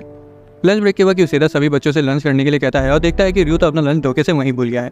यूसेदा सोच रहा होता है कि अगर वो अपना लंच लेने नहीं आया तो वो उसके लंच को खा लेगा। हालांकि कोतारो उसकी पैंट खींचता है और अपने हाथ फैला के खड़ा हो जाता है। यूसेदा पूछते हैं कि क्या तुम्हें अपने भाई का लंच उसको देने जाना है। कोतारो अपना सिर हिला के हाँ कहता है और बाकी बच्चे भी उसके साथ जाना चाहते थे। यूसेदा कहता है कि लेकिन पहले तुम लोगों को अपना खाना खत्म करना होगा और वो लोग अपना लंच तेजी से खत्म करने लगते हैं। बाकी बच्चे खाने में बिजी होते हैं, तभी यूसेदा चुपके से रियो का लंच बॉक्स कोतारो को पकड़ा देता है और उसे एक नेम टैग पहना देता है ताकि अगर वो खो भी जाए तो कोई और बच्चा उसे रियो की क्लास तक पहुंचा दे। कोतारो अपना सिर हिलाता है और आराम से डे केयर से बाहर आ जाता है और रियो की क्लास की ओर जाने लगता है। यूसेदा ने कोतारो को अकेले भेज तो दिए थे, लेकिन अभी भी उसे उसकी चिंता हो रही थी। तभी बाहर उसे इनुई दिखता है और उसे एक आइडिया आता है। अचानक से इनुई के सामने एक फोटो आती है और वो शर्मा जाता है क्योंकि वो और किसी की फोटो नहीं बल्कि मिदोरी की मम्मी की फोटो थी। वो उस फोटो को तुरंत पकड़ लेता है और तब उसे समझ आता है कि उसे फंसाया गया है। इस दौरान कोतारो हॉलवे में चल रहा होता है और स्टूडेंट्स उसे देखकर आपस में फुसफुसा रहे होते हैं कि बच्चा किसका है। दो लड़कियां उसके बारे में टीचर्स को बताने जाती हैं, लेकिन एक लड़का उन्हें मना कर देता है, ये कहते हुए कि वो शायद किसी को लंच देने जा रहा है। तभी कोतारो के सामने सीढ़ियां आ जाती है और वो रुक जाता है। स्टूडेंट्स उसकी हेल्प करने का ऑफर करते हैं, लेकिन वो उन्हें मना कर देता है, ये कहते हुए कि वो खुद चला जाएगा। बच्चे उसकी डिटर्मिनेशन की तारीफ करते हैं और उसे गुड लक कहकर वहां से चले जाते हैं। इनुई जो कि कोतारो को दूर से देख रहा होता है, इस बात से गुस्सा हो जाता है कि किसी भी बच्चे ने उसकी मदद नहीं करी। असल में इनुई वहाँ इसलिए था क्योंकि यूसेदा ने उसे चुपके से कोतारो का ध्यान रखने के बदले वो फोटो देने का वादा किया था। उसके बाद इनुई देखता है कि कैसे कोतारो अपने नन्हे पैरों से सीढ़ियां चढ़ने की कोशिश कर रहा है। दूसरी तरफ रियो देखता है कि वो अपना लंच डे केयर में बुलाया। हयातो से पूछता है कि क्या हुआ, कि तभी यूकी उसके सामने आ जाती है और उसे अपना लंच ऑफर करती है, ये बताते हुए कि वो डाइट पर है। जिस पर रियो कहता है कि डाइटिंग सेहत के लिए अच्छी नहीं होती। अब रियो तो यूकी के इशारे समझ नहीं पा रहा था, लेकिन बाकी बच्चे सब समझ गए थे, इसलिए उनको रोमांटिक मोमेंट खराब करने के लिए अपने लंच में से थोड़ा थोड़ा लंच उसे दे देते हैं। हयातो सार्कास्टिकली बोलता है कि क्लास के लड़के तुमसे बहुत प्यार करते हैं। दूसरी तरफ डे केयर में सारे बच्चे आराम से सो जाते हैं और यूसेदा रियो को फोन करके ये बताने जा रहा होता है कि कोतारो से लंच देने आ रहा है, लेकिन सोचता है कि रियो पढ़ाकू है इसलिए शायद उसका फोन स्विच ऑफ होगा और वो आराम करने लगता है। इस दौरान इनुई कोतारो पर नजर रखे हुआ था, जो लगभग आधी सीढ़ियां चढ़ चुका था। जैसे ही कोतारो जीने पर मुड़ता है, तभी एक बच्चा धोखे से उसे लात मार देता है और लंच हवा में उड़ जाता है। कोतारो को लगा था कि अब सब कुछ बिगड़ जाएगा कि तभी अचानक से इनुई सिर पर थैला पहने हुए उसके लंच को गिरने से बचा लेता है। वो दोबारा से लंच को उसमें रख देता है और कोतारो को पकड़ा देता है। वो वहां से जाने वाला होता है कि तभी कोतारो उसे रोक लेता है और उसे उसकी मदद करने के लिए शुक्रिया कहता है और इनुई शर्मा जाता है। कोतारो अपना काम जारी रखता है। इनुई उसके साथ रहने का फैसला करता है और उसके साथ साथ सीढ़ियां चढ़ता है। वो दूसरे स्टूडेंट्स को साइड चलने के लिए कहता है ताकि कोतारो ऊपर चढ़ सके। रियो अपना असाइनमेंट खत्म कर लेता है और आखिरकार कोतारो लंच बॉक्स को अपने सीने से लगाए हुए वहां तक पहुंच जाता है। रियो उसे देखकर हैरान हो जाता है और पूछता है कि क्या तुम अकेले यहाँ तक लंच लेकर आए हो, और कोतारो अपना सिर हिलाता है। एक लड़का कहता है कि रियो अब और नहीं खा सकता क्योंकि उन्होंने उसे पहले ही बहुत सारा खाना दे दिया था। रियो उसकी बात सुन पाता उससे पहले ही हयातो उस लड़के के मुंह में ब्रेड ठूस देता है। रियो कहता है कोतारो तुम्हारा शुक्रिया, मुझे सच में बहुत भूख लगी थी। वो उसे पकड़ लेता है और कहता है कि चलो साथ में खाते हैं। लड़के दोनों भाइयों के प्यार को देखकर इमोशनल हो जाते हैं। यूकी की दोस्त लोग कहती कि तुम्हारा असली कॉम्पिटिटर तो रियो का छोटा भाई है, जिससे सुनकर यूकी शर्मा जाती है। रियो लंच बॉक्स खोलता है और देखता है कि पूरा खाना उलट पुलट हो चुका है। वो कोतारो को थोड़ा सा चावल खिलाता है और दोनों भाई साथ में लंच करते हैं और इसी तरह कोतारो अपना पहला काम करने में कामयाब हुआ। इनुई भी ये सब देखकर काफी खुश हो जाता है। सेकावा से आंसू पोंछने के लिए रुमाल देता है और इनुई उसे देखकर घबरा जाता है क्योंकि वो अचानक से वहां आ गया था। अगले दिन लड़की यूकी से पूछती कि उसे रियो के बारे में पसंद क्या है। यूकी पूरी लाल हो जाती है और कहती कि इतना तेज मत बोलो, सब सुन लेंगे। क्लास के बाकी लड़के सुन लेते और अंदर अंदर जलने लगते हैं। लड़के कहती है चिंता मत करो, वो यहाँ नहीं है। यूकी आखिरकार मान लेती कि वो रियो को पसंद करती है। एक लड़की कहती कि रियो इस तरह का लड़का है जिसे सभी पसंद करते हैं और तो और वो हैंडसम भी है। ये सुनकर यूकी हैरान हो जाती है। एक और लड़की बताती कि रियो ने उसकी एक बार मदद भी करी थी। एक लड़की कहती कि या तो भी तो काफी हैंडसम है और दूसरी लड़की कहती कि हाँ वो तो क्लास का सबसे हॉट लड़का है। हालांकि वो कहती कि वो थोड़ा डरावना भी है। दूसरी लड़की कहती कि इसी वजह से तो वो इतना हॉट है। वो बच्चों की बेबी सिटिंग भी करता है, इसलिए वो दिल का भी अच्छा है। यूकी सदमे में चली जाती है जब उसे पता चलता है कि रियो कितना ज्यादा पॉपुलर है। हालांकि लड़कियां उसे दिलासा देती हैं कि वो उसके और रियो के बीच में नहीं आएंगी। यूकी शर्माने लगती है और कहती है कि तुम लोगों को मेरी वजह से पीछे हटने की जरूरत नहीं है। लड़कियां कहती कि तुम्हारा मेन कॉम्पिटिटर तो रियो का छोटा भाई है। अगर तुमने रियो को डेट कर भी लिया तब भी तुम कभी भी उसकी फर्स्ट प्रायोरिटी नहीं बन पाओगी। तभी एक लड़की कहती कि वो इनोमाटा के साथ काफी फ्रेंडली है, क्या वो उसे पसंद करता है। उसी वक्त इनोमाटा वहां से गुजर रही होती है। दूसरी लड़की कहती है अरे इनोमाटा को तो प्यार व्यार के बारे में कुछ नहीं पता, वो तो हमेशा किताबों में घुसी रहती है। इनोमाटा शायद ये सब सुन लेती है और उन्हें घूरने लगती है। अचानक रियो उसके सामने आ जाता है और वो शर्मा जाती है। वो गुस्से में लड़कियों को देखती है और कहती है कि अगर तुम्हें बात करनी है तो गेट बंद करके बात करो। इतना कहकर वो वहां से चली जाती है और लड़कियों से डायन कहने लगते हैं और रियो भी दंग रह जाता है। तभी वो नोटिस करता है कि उसने अभी तक एप्रन पहन रखा है। या तो उसे पूछते कि आखिर तुम्हारा दिमाग कहाँ रहता है, तुम्हारे पीछे स्टिकर्स भी लगे हुए हैं। रियो को पता ही नहीं चला कि बच्चों ने उन्हें कब चिपका दिया। रियो शर्म से पूरा लाल हो जाता है और कहता है कि तुमने मुझे पहले क्यों नहीं बताया। लड़कियां कहती है कि वो तो बहुत क्यूट है और लड़कों को समझ नहीं आ रहा था कि आखिरकार लड़कियां किस तरह से लड़कों को रैंक करती हैं। इस दौरान बच्चे यूसेदा पर स्टिकर चिपकाने में बिजी होते हैं। दूसरी तरफ इनोमाटा को लड़कियों पर चिल्लाकर पछतावा हो रहा था और वो सोच रही थी कि आखिर वो सच ही तो बोल रही थी कि उसे प्यार के बारे में कुछ नहीं पता, लेकिन उसने ऐसा इसलिए किया क्योंकि वो घबरा गई थी। जब भी वो रियो के करीब होती है तब हमेशा अपने आप घबरा जाती है, इसलिए वो बच्चों से भी मिलने नहीं जा पाती। उसे वैलेंटाइंस डे पर रियो का वो कॉम्प्लीमेंट याद आता है और उसका चेहरा टमाटर की तरह लाल हो जाता है। अचानक से उसे सुनाई देता है कि तुम्हारा चेहरा लाल है। वो पीछे मुड़ती है और कहती कि ऐसा कुछ नहीं है। डांट खाने के बाद किरण रोने लगती है। जब इनोमाता अपनी ख्याली दुनिया से बाहर आती है तो पूछती है कि तुम लोग यहाँ क्या कर रहे हो, और सोचती है कि आखिर बच्चों को इस तरह हॉलवे में गुम होने के लिए किसने छोड़ दिया। किरिन कहती है कि वो गुम ही नहीं है, वो तो युसेदा के लिए एक नोट भी छोड़ कर आई है। दूसरी तरफ युसेदा को किरिन की नोट का एक शब्द नहीं समझ आ रहा था और ताका पागलों की तरह कोतारो को ढूंढ रहा था। किरिन कहती है कि वो उसके साथ खेलने आई है। इनोमाता कहती है ये सुनकर मुझे खुशी हुई, लेकिन खेलने के लिए सही जगह नहीं है। किरिन रोने वाला मुंह बना लेती है और पूछती है क्या तुम हमसे नफरत करने लगी हो क्योंकि तुम कभी हमारे साथ खेलने नहीं आती। इनोमाता फिर से पूरी लाल हो जाती है और कहती है मैं इसलिए वहाँ नहीं आ सकती क्योंकि वहाँ पर कोई है, लेकिन वो इतना कहते ही खुद को रोक लेती है। किरिन कहती है कि क्या वो युसेदा या फिर हयातो के बारे में बात कर रही है। किरिन को लगने लगता है कि शायद इनोमाता रियो से नफरत करती है, जिसे जानकर कोतारो शॉक हो जाता है। वो इस बात से इनकार कर देती है, इसलिए किरिन पूछती है कि क्या उसे रियो पसंद है। वो इस बात से भी मुकर जाती है। किरिन मान लेती है कि इनोमाता रियो से नफरत करती है और दुखी कोतारो से कहती है कि तुम चिंता मत करो, मेरे पास इनोमाता को रियो की अच्छी साइड दिखाने का एक दमदार प्लान है। उसका हाथ पकड़ लेती है और दौड़ने लगती है और इनोमाता उनका पीछा करती है। इनोमाता इन लोगों के साथ रियो के क्लासरूम के बाहर जाकर बैठ जाती है। किरिन कोतारो से रियो की सबसे अच्छी साइड दिखाने को कहती है। कोतारो अपना सिर हिलाता है और क्लास का दरवाजा खोलता है। सभी स्टूडेंट्स उसकी तरफ देखने लगते हैं। उसके बाद वो रियो की तरफ जाता है और अपनी बाहें फैलाता है। रियो उसे उठा लेता है और गले लगा लेता है। लड़कियां देखकर और करने लगती हैं। रियो पूछता है कि वो यहाँ क्या कर रहा है। इस दौरान किरिन इनोमाता को दिखाती है कि रियो सबका कितना ख्याल रखता है। इनोमाता मान लेती है कि वो दूसरों का ख्याल रखता है, लेकिन कमेंट करती है कि वो चीजों में कुछ ज्यादा इंडल्ज हो जाता है। किरिन कहती है कि मुझे समझ में आ गया है कि तुम्हें सख्त मर्द पसंद है। किरिन दौड़कर रियो के पास जाती है और कहती है कि मुझे मारो नहीं तो मैं बदतमीजी करने लगूंगी। ये सुनते ही हयातो से तुरंत तमाचा जड़ देता है। वो जोर जोर से रोने लगती है और रियो से शांत कराता है। रियो हयातो से कहता है कि अरे मारने से पहले उसकी पूरी बात तो सुन लेते। हयातो कहता है कि मैंने सुन लिया था इसीलिए मैंने इसे मारा। किरिन रियो से कहती है कि तुमको मुझे मारना चाहिए था ताकि इनोमाता फिर से तुमसे बात करने लगे। उसी वक्त इनोमाता अंदर आ जाती है और कहती है कि बस बहुत हुआ, ये सब एक गलत फहमी है, मैं रियो से नफरत नहीं करती। किरिन पूछती है कि क्या इसका मतलब ये हुआ कि तुम्हें वो पसंद है। इनोमाता शर्माने लगती है और कहती है कि नहीं, वो नहीं करती, और गुस्से में वहां से चली जाती है। रियो इनोमाता से रुकने को कहता है और किरिन को हयातो को पकड़ाकर उसके पीछे चला जाता है क्योंकि ये सब देखकर हैरान थी। रियो इनोमाता का हाथ पकड़ लेता है और क्लास के सभी बच्चों को ये सब देखकर बहुत मजे आ रहे थे। वो मुस्कुराता है और उसे बताता है कि तुम्हारे स्कर्ट पर स्टिकर लगा है और वो एक सुअर का स्टिकर था। रियो कहता है कि बच्चों ने मेरी पैंट पर भी इसे चिपका दिया था और मुझे बहुत शर्म आ रही थी। किरिन फक्र के साथ बताते कि वो स्टिकर मैंने लगाया था। क्लास के बच्चे सोचने लगते कि रियो शायद सच में थोड़ा बेवकूफ सा है। इनोमाता चली जाती है और उसे किरिन की रियो को पसंद करने वाली बात याद आने लगती है। वो खुद से कहती है कि वो रियो से बहुत नफरत करती है, हालांकि उसका चेहरा कुछ और ही कह रहा था। किरिन रियो से कहती है कि मुझे पता है कि तुम अच्छे लड़के हो, इसलिए तुम्हें दुखी होने की कोई जरूरत नहीं है। युसेदा पूछता है कि और मैं कैसा हूँ, जिसमें किरिन जवाब देती है कि तुम तो बहुत बुरे हो। अगली सुबह कोतारो रियो की साफ सफाई में मदद कर रहा था, तभी कोसुके ताकुमा के साथ डे केयर में आ जाता है। ताकुमा कोसुके का चश्मा ले लेता है और रियो से पूछता है कि काजुमा कहाँ है। ताकुमा बताता है कि उसे बुखार है। दूसरी तरफ घर पर काजुमा बिस्तर पर लेटा होता है और ताकुमा चिल्ला रहा होता है। उसकी मम्मी उसे सहलाती है और कहती है कि तुम्हें आराम करना चाहिए, लेकिन उससे पहले ये दवा पी लो, ये मीठी भी है और इससे तुम ठीक भी हो जाओगे। काजुमा ना चाहते हुए भी उसे पी लेता है और उसकी मम्मी उसके लिए ताली बजाती है। रियो कोसुके से कहता है कि आज ताकुमा और काजुमा साथ नहीं है, इसलिए हो सकता है कि वो दोनों अकेलापन महसूस करें। लेकिन ताकुमा तो मजे में होता है और कहता है कि देखो कोतारो चश्मा पहनकर बिल्कुल हीरो लग रहा है। कोसुके रोने लगता है और कहता है कि ताकुमा अपने अकेलेपन को छिपाने के लिए मुस्कुरा रहा है। रियो सोचता है कि ताकुमा को देखने से ऐसा बिल्कुल नहीं लग रहा है कि उसे जरा सा भी अकेलापन महसूस हो रहा है। युसेदा पीछे से आता है और 100 येन की शर्त लगाता है कि ताकुमा काजुमा के बिना अभी बिल्कुल ठीक रहेगा। वो ताकुमा से पूछते कि क्या उसे काजुमा के बिना अकेला लग रहा है। वो थोड़ा सा मुस्कुराता है और कहता है कि मैं बिल्कुल ठीक हूँ। ताकुमा सबको बताता है कि उसने अपने मम्मी से वादा किया है कि वो मजे करेगा ताकि काजुमा जल्दी ठीक हो जाए। कोसुके ताकुमा की बहादुरी को देखकर हैरान हो जाता है। युसेदा कहता है कि मैं शर्त जीत गया, अब लाओ मेरे 100 येन। कोसुके उसे इसकी जगह 500 येन का गिफ्ट कार्ड देता है। लालची युसेदा कोसुके से उस पर अपना ऑटोग्राफ भी करने को कहता है और सोचता है कि उसे बेचकर वो और पैसे बना सकता है। कोसुके उसे अपना ऑटोग्राफ देने के लिए खुश हो जाता है। दूसरी तरफ ताकुमा कोतारो के चेहरे पर अपना सिग्नेचर कर देता है। कोसुके उन्हें बताता है कि शायद ताकुमा काजुमा के वहां ना होने की वजह से थोड़ी देर बाद अकेला महसूस करने लगेगा। वो ताकुमा को गुड बाय करने के लिए नीचे बैठ जाता है और तभी हयातो ताकुमा को लेकर वहां आ जाता है। ताकुमा डिस्ट्रैक्ट हो जाता है और कोतारो को लेकर हयातो के पास भाग जाता है। कोसुके रोने लगता है कि ताकुमा उससे ज्यादा हयातो को पसंद करता है। बाद में ताकुमा को कोतारो का हाथ पकड़ते हुए देखकर ताका गुस्सा आ जाता है और कोतारो को अपनी तरफ खींचने लगता है। वो दोनों कोतारो को अपनी तरफ खींचना शुरू कर देते हैं। रियो उन्हें रोकने की कोशिश करता है और कहता है कि ये कोई रस्साकसी का खेल नहीं है। हयातो ताका को मुक्का जड़ देता है और ताका रोने लगता है, ये कहते हुए कि वो कोतारो का बेस्ट फ्रेंड है। किरिन पूछती है कि काजुमा कहाँ है और ताकुमा बताता है कि उसे बुखार है इसलिए वो घर पर है। ये जानने के बाद कि काजुमा को बुखार है, ताका ताकुमा के पास जाता है और उसका हाथ पकड़ते हुए कहता है कि मैं उसके बुखार को हरा दूंगा। ताकुमा कहता है कि मैं भी वही करूंगा और बाकी बच्चे भी उन्हें ज्वाइन कर लेते हैं। वो युसेदा के पास दौड़ कर जाते हैं और उस पर हमला कर देते हैं। युसेदा रियो से मदद मांगता है, लेकिन रियो कहता है कि माफ करना, मैं मदद नहीं कर सकता, मुझे क्लास के लिए निकलना है। युसेदा जमीन पर गिर जाता है और कहता है कि अच्छा ठीक है, तुम लोग मुझे मार सकते हो, और बच्चे उसे कमजोर बुलाने लगते हैं। क्लास जाते वक्त रियो सोचता है कि भले ही ताकुमा अभी खेल कूद में बिजी है, लेकिन क्या काजुमा के बिना वो ठीक रहेगा। हयातो कहता है कि शायद काजुमा को बुखार की वजह से दिक्कत हो रही होगी क्योंकि उसका भाई भी उसके साथ नहीं है। रियो कहता है कि हाँ ये तो है और सोचता है कि काजुमा अभी ताकुमा के बिना रो रहा होगा और उसका नाम चिल्ला रहा होगा। रियो सोचता है कि जुड़वा होने के बावजूद दोनों की पर्सनैलिटी एक दूसरे से बिल्कुल उल्टी है।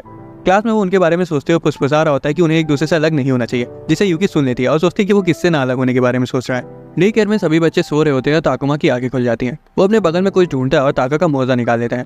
उसका मोजा पकड़े हुए उसे काजुमा की याद आने लगती है और वो उसे ढूंढने लगता है। ताका धोखे से कोतारो को पैर मार देता है और वो जाग जाता है। वो उठता है और देखता है कि ताकुमा बाहर जा रहा है। दूसरी तरफ रियो को ताकुमा की चिंता हो रही थी, इसलिए वो डे केयर वापस आ रहा था। हालांकि रास्ते में अचानक से कोतारो को देखकर वो लड़खड़ा कर गिर जाता है। कोतारो उसकी ओर भागता है और उसे गले लगा लेता है। उसके बाद वो बताता है कि ताकुमा उधर गया है। स्कूल गेट पर दो लड़कियां ताकुमा और एक बिल्ली को देखती हैं और उन्हें आवाज लगाती हैं। रियो उसके पास आता है और पूछता है कि तुम यहाँ क्या कर रहे हो। ताकुमा रियो से पूछता है कि काजुमा की हालत अब कैसी है। रियो जवाब देता है कि मुझे नहीं पता, लेकिन उसकी हालत पहले से काफी ठीक हो गई होगी। ताकुमा दुखी हो जाता है और नीचे देखने लगता है। कोतारो गेट की तरफ देखता है जहाँ ताकुमा की मम्मी काजुमा को लिए खड़ी थी और कह रही थी कि अब उसका बुखार उतर गया है और वो ताकुमा को लेने आई है। काजुमा रोते हुए ताकुमा के पास जाने को कहता है। ताकुमा भी नीचे बैठ जाता है और रोने लगता है। काजुमा और भी ज्यादा रोने लगता है और उनकी मम्मी दोनों बच्चों को शांत कराती हैं। वो कहती है कि काजुमा इसलिए ठीक हो पाया क्योंकि ताकुमा उसके सामने दुखी होने के बावजूद भी रोया नहीं। उनका रोना सुनकर यूसेदा भी बच्चों के साथ बाहर आ जाता है। वो देखता है कि ये सीन हर बार से बिल्कुल उल्टा है क्योंकि ताकुमा रो रहा है और काजुमा हंस रहा है। उसके बाद वो दोनों बाय बोलते हैं और वहां से चले जाते हैं। रियो का मानना था कि दोनों जुड़वा भाई एक दूसरे के साथ ज्यादा अच्छे लगते हैं। बाद में कोसुके ताकुमा को लेने आता है, लेकिन यूसेदा बताता है कि वो तो पहले ही चला गया। अगले दिन रियो को अपने लॉकर में एक लेटर मिलता है। उसका एक क्लासमेट आता है और पूछता है कि क्या एक लव लेटर है, और चीखने चिल्लाने लगता है। यूकी की दोस्त ये सब सुन लेती है और पूछती है कि क्या तुमने वो रखा था, लेकिन वो मना कर देती है। हाथों चेक करने के लिए लेटर ले लेता है, लेकिन रियो शर्माने लगता है और उसे वापस ले देता है कि क्या करी, मैं खुद चेक कर लूंगा।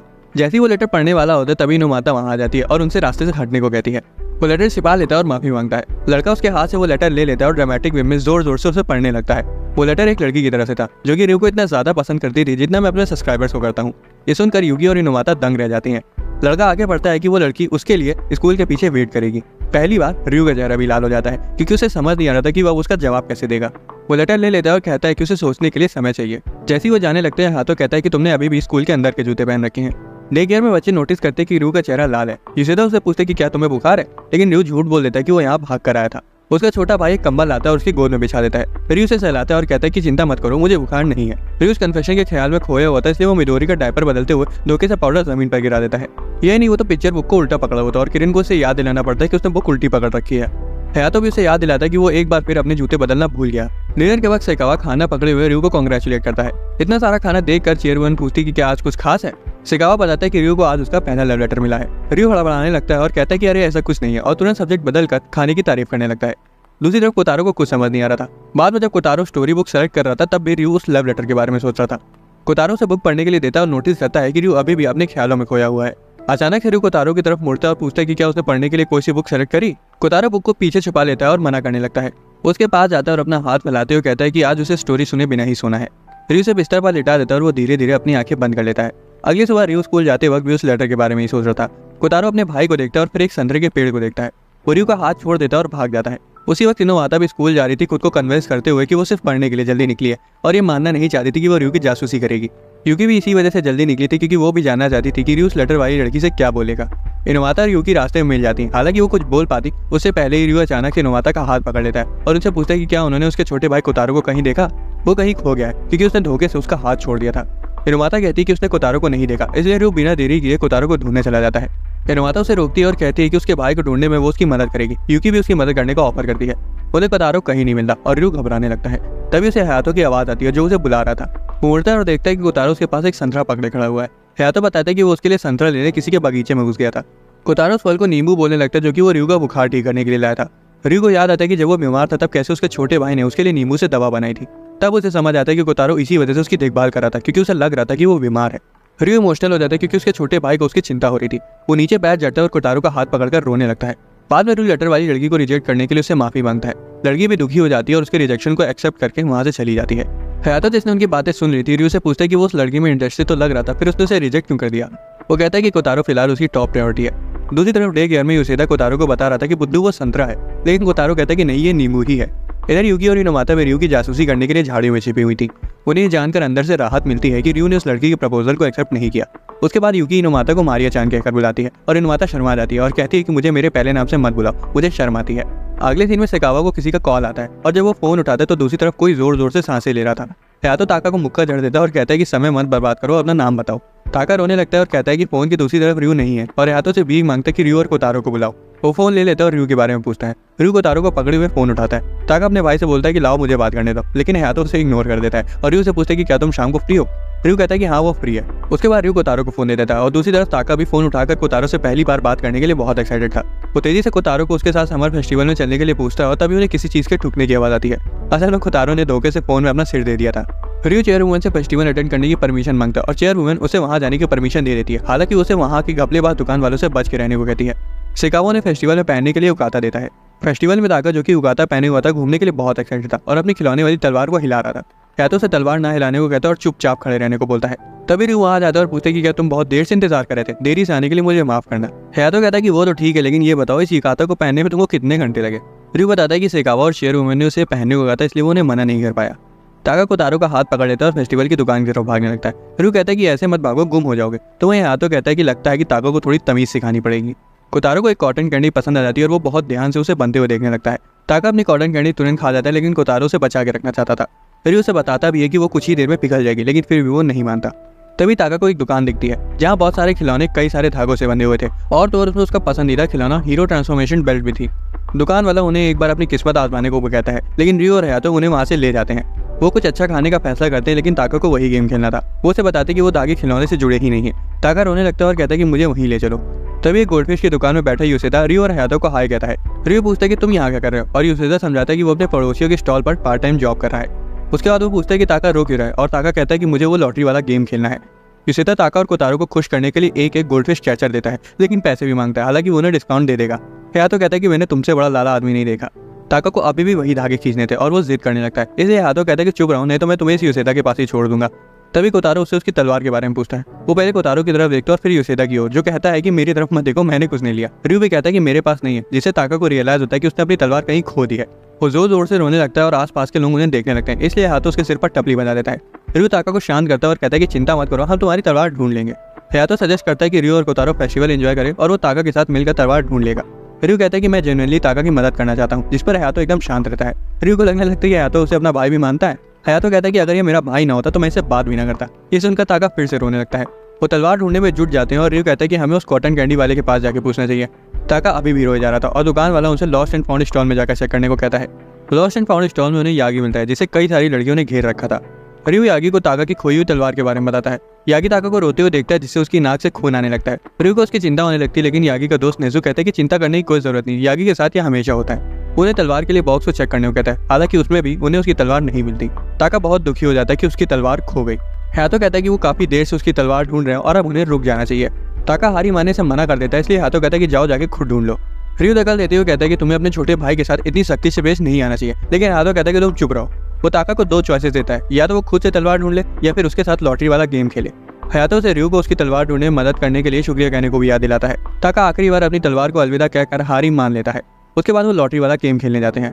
ताका सोचता है कि उसे कौन सा धागा खींचना चाहिए और हयातो कहता है कि जो भी धागा खींचते हैं जल्दी खींचो।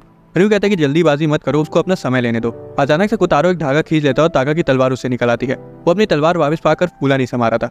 हयातो दुकान वाले की गुद्दी पकड़ लेता है और दुकान वाला ताका की तलवार चुराने के लिए माफी मांगता है और अपॉलॉजी के लिए उन्हें एक गेम भी देता है, जिसे वो चेयरवुमन को तोहफे के तौर पर दे देते हैं। और कोतारो अपनी पिचकी हुई कॉटन कैंडी को देखकर दुखी हो जाता है। अगले दिन वो सभी बीच पर जाते हैं। मिडोरी, ताका और ताकुमा तो पूरे मजे कर रहे थे, तो वहीं किरिन और काजुमा रो रहे थे और अभी तक सदमे में थे। रियो उनकी देखभाल कर रहा था। यूसेदा आता है और कहता है कि ये लो, इनके तो अभी से दो ग्रुप बन गए। रियो कहता है कि मुझे नहीं लग रहा था कि तुम्हारा समुद्र में तैरने का कोई इरादा होगा। यूसेदा कहता है कि तुम बिल्कुल सही हो, मैं यहाँ तैरने नहीं आया, मैं तो बस यहाँ अपनी आंखें सेकने आया हूँ। वो यादों के बारे में पूछता है। रियो समुद्र की ओर इशारा करता है। तभी अचानक से किरिन की मॉम पीछे से आ जाती है और रियो चौंक जाता है। बाकी बच्चों की मम्मियां भी वहां आ जाती है और कहती है कि तुम जाके स्विमिंग एंजॉय करो, आज हम बच्चों की देखभाल कर लेंगी। शिजुका कहती है कि मैंने निमाता को भी आने को कहा था, वो भी शायद आती ही होगी। तभी निमाता वहां आ जाती है और देरी से आने के लिए माफी मांगती है। वो सभी उसे देखकर हैरान हो जाते हैं, क्योंकि उसने स्कूल का स्विमसूट पहन रखा था। यूसेदा कहता है कि ये नॉटी गर्ल स्कूल का स्विमसूट पहनकर आ गई, और शिजुका कहती है कि तुम अपने काम से मतलब रखो। युगारी उसे बताती है कि लड़कियों को हमेशा अच्छा दिखना चाहिए, और यह कहती है कि हाँ ये तो है। इसलिए शिजुका कहती है कि चलो तुम्हारे लिए एक स्विमसूट ले लिया जाए। युगारी कहती है कि यह हमारी तरफ से बच्चों के लिए खाना बनाने का एक तोहफा है। निमाता मना करने की कोशिश करती है, लेकिन नहीं कर पाती। यूसेदा कमेंट करता है कि ऐसी सिचुएशन तुम मना कर भी नहीं सकती। बाद में जब बच्चे भुट्टा खा रहे होते तब यूसेदा रियो से कहता है कि तुम तैरने क्यों नहीं चले जाते। रियो कहता है कि कोतारो को शायद समुद्र से थोड़ा डर लगता है, इसलिए मैं फिलहाल उसी के साथ यहाँ रहूंगा। यूसेदा कहता है इसमें इतना डरने वाली क्या बात है। वो चेक करने के लिए काजुआ को पानी में रखता है और वो तुरंत रोने लगता है। रियो कोतारो को अपनी गोदी में लिए पानी में चला जाता है। ये सोचते हैं कि शायद बच्चों को पानी में बह जाने का डर लगता है।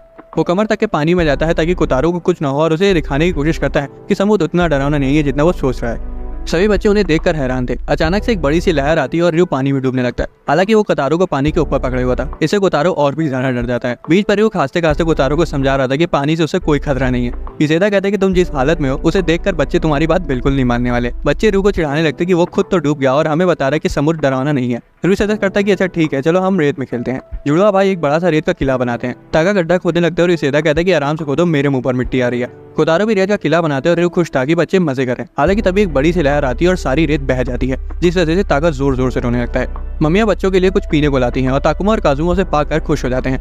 ताका भी रोना बंद कर देता है और कोतारो अपने ग्लास को देखते जा रहा था, तो वही ताका घटाघट सारा एक बार में पी जाता है। रियो भी एक गिलास ले लेता है और कोतारो से कहता है कि चलो साथ मिलकर पीते हैं। अचानक से हायातो वहां आ जाता है और डर के मारे कोतारो अपना ग्लास धोखे से नीचे गिरा देता है। हायातो से माफी मांगने के लिए सीवीड देता है। शिजुका उसकी टपली बजाती है और पूछती है कि कोतारो उसका क्या करेगा। रियो अपनी ड्रिंक कोतारो को दे देता है। उसके बाद वो कहती है कि इनोवाता ने अपने कपड़े बदल लिए, क्या तुम लोग उसे देखने नहीं जाओगे। उसके आते ही वो सभी उसे घूरने लगते हैं। उसने एक प्यारी सी फ्लोरल प्रिंट की बिकनी पहनी हुई थी और तो और उसने साइड पोनी टेल भी बांध रखी थी, जो उसकी क्यूटनेस में 4 चांद लगा रही थी। हायातो कहता है कि इसमें खास क्या है, उसने सिर्फ बिकनी ही तो पहन रखी है। रियो कहता है कि वो सच में क्यूट लग रही है और खासकर उस पर बने पैटर्न्स। उसको समझ नहीं आता कि वो कहना क्या चाहता है, इसलिए वो क्लैरिफाई करता है कि वो पैटर्न्स किरिन के फ्लोटिंग ट्यूब से मैच कर रहे हैं। शिजुका कहती है कि मुझे मेरे बेटे से कोई उम्मीद नहीं है। आयो कहती कि इनोवाता किरिन से मैचिंग कपड़े पहनकर खुश लग रही है। तभी रियो कोतारो को बजरी में बैठे हुए देखता है और उसे बताता है कि वो कोई बैठने की जगह नहीं है। वो उसे वहां से ले जाता है और जैसे ही वो थोड़ा आगे पहुंचते हैं, पानी रियो के पैरों तक पहुंच जाता है। कोतारो ना डरने की पूरी कोशिश कर रहा था। रियो ये देख लेता है और सोचता है कि कोतारो किसी चीज की कोशिश करते हुए ज्यादा क्यूट लगता है। रियो कहता है कि चलो शीशा से इकट्ठा करते हैं। वो जा रहे होते हैं कि तभी मम्मियाँ कहती कि संभल के रहना, गर्मी बहुत है। रियो को जल्दी समझ आता है कि वो सही बोलनी थी। हालांकि तब तक कोतारो को एक क्षण मिल जाता है। कोतारो और बाकी बच्चे सो जाते हैं और मम्मियाँ रियो से कहती कि अब उसके लिए पानी में खेलने का सबसे अच्छा मौका है। हायातो कहता है चलो चला जाए। वो पानी में चले जाते हैं और रियो को काफी अच्छा महसूस हो रहा था। हायातो पूछता है कि तुम तैर सकते हो ना, और रियो पूछता है कि तुम्हारा मतलब क्या है। हायातो कहता है कि मुझे लग रहा था कि तुम्हें तैरना नहीं आता क्योंकि तुम पानी में नहीं आ रहे थे। रियो कहता है कि मैं पानी को अवॉइड नहीं कर रहा था, मैं बस कोतारो को अकेला नहीं छोड़ना चाहता था। मुझे याद है कि कोतारो एक बार इससे भी पहले पानी में आ चुका है, भले ही उसे याद ना हो, लेकिन जब वो बहुत छोटा था तब हम उसे बीच पर लाए थे। उस वक्त मम्मी पापा उसे पानी में ले गए थे और उसे बिल्कुल डर नहीं लग रहा था। मुझे लग रहा है कि अब वो इसलिए डर रहा है क्योंकि मैं उसे रीअश्योर नहीं कर पा रहा हूँ। हायातो से मारता है और रियो पानी के नीचे चला जाता है। रियो ऊपर आता है और पूछता है कि क्या वो ताको को हमेशा इतनी तेजी से मारता है, जिस पर हायातो कहता है कि मैंने तो तुम्हें इसका आधा भी नहीं मारा है। वो आगे बताता है कि कोतारो उस वक्त इसलिए नहीं डरा था क्योंकि वो बच्चा था। वो रियो से कहता है कि बेवकूफ़ी भरी बातें मत करो। रियो कहता है कि हाँ, उस वक्त तो कोतारो खड़ा भी नहीं हो पाता था। हिकारी नोटिस करती कि कोतारो उठ चुका है। वो उठता है और रियो को ढूंढने लगता है। वो समुद्र की तरफ इशारा करती है और बताती कि उसका भाई पानी में है। वो तुरंत समुद्र की ओर भागने लगता है। हालांकि वो पानी के डर से समुद्र में नहीं जाता और अपने भाई को देखने लगता है। जब वो रियो को पानी के अंदर जाते हुए देखता है तब वो सदमे में आ जाता है क्योंकि उसे वो वक्त याद आ जाता है जब रियो उसे पानी से बाहर पकड़े हुआ था और खुद डूब रहा था। वो बिना कुछ सोचे समझे पानी में कूद जाता है, लेकिन वो तैर नहीं पाता। युगारी तुरंत उसे बाहर निकाल लेती है। वो रोने लगता है और रियो के पास जाने को कहता है। रियो पानी से बाहर आता है और कहता है कि मैंने अभी कुछ सुना। हायातो कहता है कि बीच पर शायद कुछ हो रहा है। रियो उस तरफ देखता है और पाता है कि कोतारो उसके लिए रो रहा है। रियो तुरंत बीच पर वापस तैर जाता है। वो कोतारो को गोद में ले लेता है और पूछता है कि क्या हुआ, मुझे माफ कर दो, जब तुम सो रहे थे तब मैं तुम्हें अकेला छोड़ गया। युगारी कहती कि शायद तुम्हें पानी के नीचे जाते देख वो डर गया था। कोतारो उस पानी में चला गया जिससे उसे डर लग रहा था, और वो भी सिर्फ तुम्हारे लिए। कोतारो अभी भी अपने भाई को कस के पकड़े हुआ था। युगारी कहती कि ये बहुत अच्छी बात है कि तुम दोनों एक दूसरे के इतना नजदीक हो। रियो कहता है कि मुझे माफ करना, मैंने आपको फर्जी ही परेशान कर दिया। और ये क्या कर वो कोतारो को एक शेल पकड़ाता है। उसे वो समय याद आता है जब उसके पापा ने बताया था कि तुम इससे समुद्र की आवाज को सुन सकते हो। उसे लगता है कि कोतारो को ये याद नहीं होगा, लेकिन हैरानी से कोतारो समुद्र की आवाज सुनने के लिए उस शेल को अपने कान में लगा लेता है। रियो मुस्कुराता है और उसे शेल को पकड़ने का सही तरीका बताता है। अगले सीन में ताका दुखी लग रहा था और रियो उससे पूछता है कि क्या हुआ। वो उसके पास चला जाता है और बताने की कोशिश करता है, लेकिन वो इतना ज्यादा बिलख रहा था कि रियो को उसकी एक बात नहीं समझ आई। शिजुका उसे बताती कि क्या हुआ और उसे एक बॉल दिखाती जिसमें गोजाबाजी हो रखी थी। कोतारो कहता है कि ये तो टट्टी है। शिजुका बताती कि ताका ने इस ऑटोग्राफ वाली बेसबॉल पर गोजाबाजी कर दी, जिसे हाटो बहुत संभाल कर रखता था। रियो को लग रहा था कि हाटो को बहुत ज्यादा गुस्सा आया होगा और शायद उसने ताका को काफी तेज मार भी दिया होगा। हालांकि शिजुका कहती कि ऐसा कुछ नहीं हुआ, बल्कि हाटो तो अपनी बॉल पर हुई गोजाबाजी को देख रहा था और ताका पीछे से उसे उसके साथ समय न बिताने के लिए चिढ़ा रहा था। ताका को लग रहा था कि वो उसकी टपली बजा देगा, इसलिए वो अपना सिर ढक लेता है, लेकिन हैरानी से हाटो उसके बगल से गुजर जाता है और शिजुका से खाना मांगने लगता है। उसके बाद से वो ताका को पूरी तरह से इग्नोर करने लगा और तो और वो ताका को अपने साथ स्कूल भी नहीं ले गया। ताका रोने लगा था और तब शिजुका ने पूछा कि हुआ क्या था। रियो बोलता है कि हाटो सच में बहुत गुस्सा होगा और ताका कहता है कि हाटो की गलती है, इसलिए वो उसे माफी नहीं मांगेगा। शिजुका रियो से हाटो से बात करने को कहती है, नहीं तो वो ताका को इग्नोर करता रहेगा। रियो पूछता है कि फिर बच्चों की देखभाल कौन करेगा, क्योंकि शिजुका की आज सप्लीमेंट्री क्लास लगी हुई है और यूसेदा भी आज छुट्टी पर है। उसी वक्त चेयरवुमन दरवाजा खोलती है और कहती है कि मैं बच्चों की देखभाल करूंगी, और कहती है कि तुम दोनों तुरंत जाओ क्योंकि मैं रोते हुए बच्चों को जरा सा भी बर्दाश्त नहीं कर सकती। उनके जाते ही कोतारो चेयरवुमन को बुढ़िया कह देता है और उसके घूरते ही ताका डर जाता है। हालांकि वो उसकी मदद करने के लिए नीचे झुकती है और टिश्यू से उसकी नाक साफ करती है। रियो बेसबॉल क्लब की प्रैक्टिस पर जाता है और क्लब के लड़के उसे चेतावनी देते हैं कि हाटो से तो भूल कर भी बात मत करना। वो देखते हैं कि हाटो बहुत ज्यादा गुस्से में और तेजी से बैट स्विंग की प्रैक्टिस कर रहा है। रियो से बात करने का फैसला करता है, उसके पास आता है। वो यातो को बुलाता है और पूछता है कि क्या वो बात कर सकते हैं। रयू बताता है कि अगर वो ताका को माफ नहीं करेगा तो वो दिन भर भी लगता रहेगा। उसके बाद वो आगे बताता है कि कोतारो ने भी मेरा कई सारा सामान बर्बाद किया है, मैं समझ सकता हूँ तुम्हें उससे बात करने का जरा सा भी मन नहीं कर रहा होगा। उसे वो वक्त याद आता है जब कोतारो ने उसके पूरे होमवर्क पर गोजाबाजी कर दी थी। दूसरी बात, उसे उसके तीलियों के किले को तोड़ डाला था जिसको उसे फिर से बनाने में 2 हफ्ते लग गए थे। उसने तो उस फोन को भी टॉयलेट में गिरा दिया था जिसमें उसके मम्मी पापा के आखिरी ईमेल्स थे। हयातो से सहलाता है और रयू अपने आंसू पोंछता है। वो कहता है कि अगर ये एक एक्सीडेंट होता तो मुझे कुछ फर्क न पड़ता, लेकिन ताका के साथ की सिचुएशन बिल्कुल अलग है। मुझे उस बेसबॉल से कुछ फर्क नहीं पड़ता, लेकिन ताका बहुत बदतमीज हो गया है। मुझे पता है कि उसे अपने किए का पछतावा भी नहीं हो रहा होगा। इस दौरान ताका चेयरमैन को पूरी बात बताता है कि आखिर हुआ क्या था। वो बिलखते हुए उसके साथ ना खेलने के लिए हयातो को ब्लेम करता है। वो पूछती है कि क्या उसे कोई चीज़ बहुत प्यारी है और ताका तुरंत अपनी खिलौने वाली तलवार दिखाता है। वो उसे तलवार ले लेती है और सेकावा से कहती है कि हथौड़ा ले गया, आज मैं इसे तोड़ डालूंगी। जिसे सुनकर ताका सदमे में आ जाता है। उसे तोड़ने ही वाली होती है कि तभी ताका उसे रुकने की भीख मांगने लगता है। चेयरमैन एन वक्त पर रुक जाती है और बताती है कि यही चीज तुमने अपने भाई के साथ करी है और उसे उसकी तलवार वापस दे देती है, ये पूछते हुए कि क्या तुम्हें सच में लगता है कि तुमने कुछ गलत नहीं किया है। जब रयू वापस आता है तब चेयरमैन सेकावा के साथ वहां से चली जाती है। स्कूल के बाद रयू ताका से पूछता है कि क्या अब वो हयातो से माफी मांगना चाहेगा और हैरानी से वो हाँ कहता है। वो बेसबॉल क्लब के प्रैक्टिस एरिया में जाते हैं जहाँ ताका रयू के पीछे छिप जाता है। हयातो से घूरते और मुड़ के वहां से जाने लगता है। ताका उसे रोकने के लिए उसके पीछे भागता है लेकिन फिसल कर गिर जाता है। हयातो से बेवकूफ बुलाता है और कहता है कि अगर तुमने जल्दी नहीं करी तो मैं तुम्हें छोड़ के चला जाऊंगा। वो तुरंत अपने भाई के पास चला जाता है और जोर जोर से रोते हुए उसे सॉरी बोलता है। हयातो उसके सिर पर टपली बजा देता है और फिर उसे सहलाने लगता है। वो उसके साथ समय न बिताने के लिए उससे माफी भी मांगता है। रयू दोनों भाई के बीच हुई लड़ाई को खत्म होते हुए देखकर खुश हो जाता है और कोतारो भी उसकी उंगली कस कर पकड़े हुए सब देख रहा था। आज स्कूल में कल्चरल फेस्टिवल होने वाला है। डे केयर रूम ने भी रिफ्रेशमेंट का स्टॉल लगाने का सोचा है जिसमें बच्चे भी शामिल होंगे। रयू ने अपने फ्लायर में पहले ही वार्निंग दे रखी है कि बच्चे जूस गिरा देते हैं, इसलिए संभल कर हैं। इशिता कहता है कि इसे देखकर तो हमारे स्टोर पर कस्टमर ही नहीं आएंगे। कोतारो जूस ले जाने की प्रैक्टिस करता है लेकिन जमीन पर फैले जूस से फिसल कर गिर जाता है और बॉल की तरह उछलने लगता है। ताका काजुमा से टकरा जाता है और वो जाके ताकुमा से टकरा जाता है और सभी बच्चे जमीन पर गिर जाते हैं। उनकी सारी क्यूट कॉस्ट्यूम यूसेदा ने बनाई थी। उसने रयू के लिए भी एक बड़ा सा भुट्टे का कॉस्ट्यूम बनाया था। जैसे रयू कॉस्ट्यूम पहन लेता है तभी यूसेदा बताता है कि आज बच्चों के पापा भी आ रहे हैं। किरिन कहती है कि आज मेरे पापा भी आ रहे हैं। तभी अचानक से किरिन की मम्मी रयू के पीछे आ जाती है और रयू डर के मारे जमीन पर गिर जाता है और कहता है कि मैं हिल नहीं पा रहा हूँ। ताका कहता है कि मैं तुम्हें उठाता हूँ, लेकिन उसे उठाने की जगह लुढ़का देता है। कोतारो भी लेट जाता है और रयू के साथ लुढ़कने लगता है और इशिता उनकी फोटो ले लेता है। हयातो आता है और पूछता है कि ये बड़ा सा भुट्टा दरवाजे पर क्या कर रहा है। उसे पता चलता है कि वो रयू है। बाद में किरिन की मम्मी बताती है कि वो डे केयर प्रोग्राम में किसी जरूरी काम की वजह से नहीं आ पाएंगी। किरिन की आंखों में आंसू आ जाते हैं। हालांकि आवे बताती है कि चिंता मत करो, तुम्हारे पापा यहाँ रहेंगे। उसके बाद आवे रयू और हयातो से अपने हस्बैंड के सिलसिले में एक फेवर मांगती है। इस दौरान एक आदमी जो कि हो सकता है आवे का पति हो, 2 लड़कियों को फूल देता है और डे केयर तक जाने के रास्ते के बारे में पूछता है। इनुई दुखी था क्योंकि मिडोरी की मम्मी वहाँ नहीं थी, लेकिन तभी एक दाढ़ी वाला आदमी उसके पास आकर उससे उसको डे केयर तक ले जाने को कहता है। जुड़वा भाइयों के पापा अपनी फैन गर्ल से बचने के लिए झाड़ियों में छिपे हुए थे। किरिन के पापा दरवाजा खोलते हैं और अपनी बेटी को आवाज लगाते हैं। वो तुरंत किरिन की फोटो खींचना शुरू कर देते हैं और कहते हैं कि तुम इस कॉस्ट्यूम में बहुत क्यूट लग रही हो। आवे अपने हस्बैंड से पूछती है कि आप इतनी जल्दी आ गए। वो कहता है कि मैं फंक्शन के लिए बहुत एक्साइटेड था। वो उसे बुके देता है और बच्चों के सामने किस करने वाला होता है, लेकिन वो उसे रोक देती है। उसके बाद उसकी नजर बेबी सिटर्स पर जाती है। असल में किरिन की मम्मी ने उनसे एक अजीब सा फेवर मांगा था। वो चाहती थी कि सभी लड़के लड़की होने का दिखावा करे क्योंकि उसका हस्बैंड थोड़ा सनकी सा है और सोचता है कि हर लड़का उनकी बेटी से शादी करना चाहता है। इशिता की आवाज एकदम मर्दों वाली थी, हालांकि फिर भी वो नहीं समझ पाता, लेकिन जब वो उसे हाथ मिलाने के अपना हाथ आगे बढ़ाता है तब उसे तुरंत समझ आ जाता है। वो गुस्सा आता है और पूछता है कि यहाँ लड़के बेबी सिटिंग क्यों कर रहे हैं, लेकिन तब तक आवे जा चुकी थी। उसे पता चलता है कि बाकी बच्चे भी लड़के हैं और वो और ज्यादा गुस्सा आ जाता है। मिडोरी उसका पाँव काट लेती है और किरिन बताती कि मिडोरी लड़का नहीं है। वो मिडोरी को गोद में उठाता है और माफी मांगता है। वो उसकी बड़ी गोल आंखों की तारीफ करता है और कहता है कि अगर मैं 30 साल छोटा होता तो मैं शादी के लिए तुम्हारा हाथ मांगता। रयू, हयातो और यूसेदा उस राजस्थानी को अजीब तरह से देखने लगते हैं। वो लड़कों की तरफ मुड़ते और पूछता है कि किरिन के साथ रहने का तुम लोग का इंटेंशन क्या है। वो सभी बोलते हैं कि वो किरिन को पसंद करते हैं और किरिन कहती कि मैं भी इन्हें बहुत पसंद करती हूँ, लेकिन ताका कहता है किरिन मैं तुम्हें पसंद नहीं करता और किरिन कहती कि रुको अभी बताती हूँ तुम्हें। उसके पापा गुस्से में पूछते कि किस बेवकूफ को मेरी बेटी पसंद नहीं आएगी। उसके बाद वो कहता है कि वो अपनी बेटी को उस रूम में नहीं छोड़ेगा जहाँ सिर्फ आवारा मर्द रहते हो।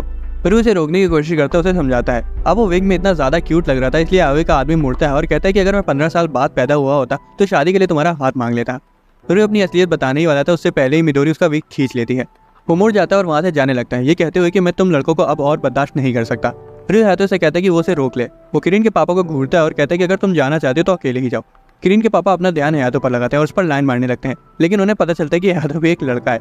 किरिन आंसू भरी आंखों से अपने पापा से कहती कि वो रुके और देखे कैसे वो सक्सेसफुली जूस को कैरी कर सकती है और वो अपनी प्यारी बेटी को मना नहीं कर पाते।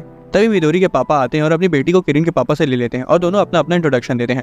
इनुई रयू से कहता है कि तो मैंने यूकारी को इस इंसानी भालू के हाथों खो दिया।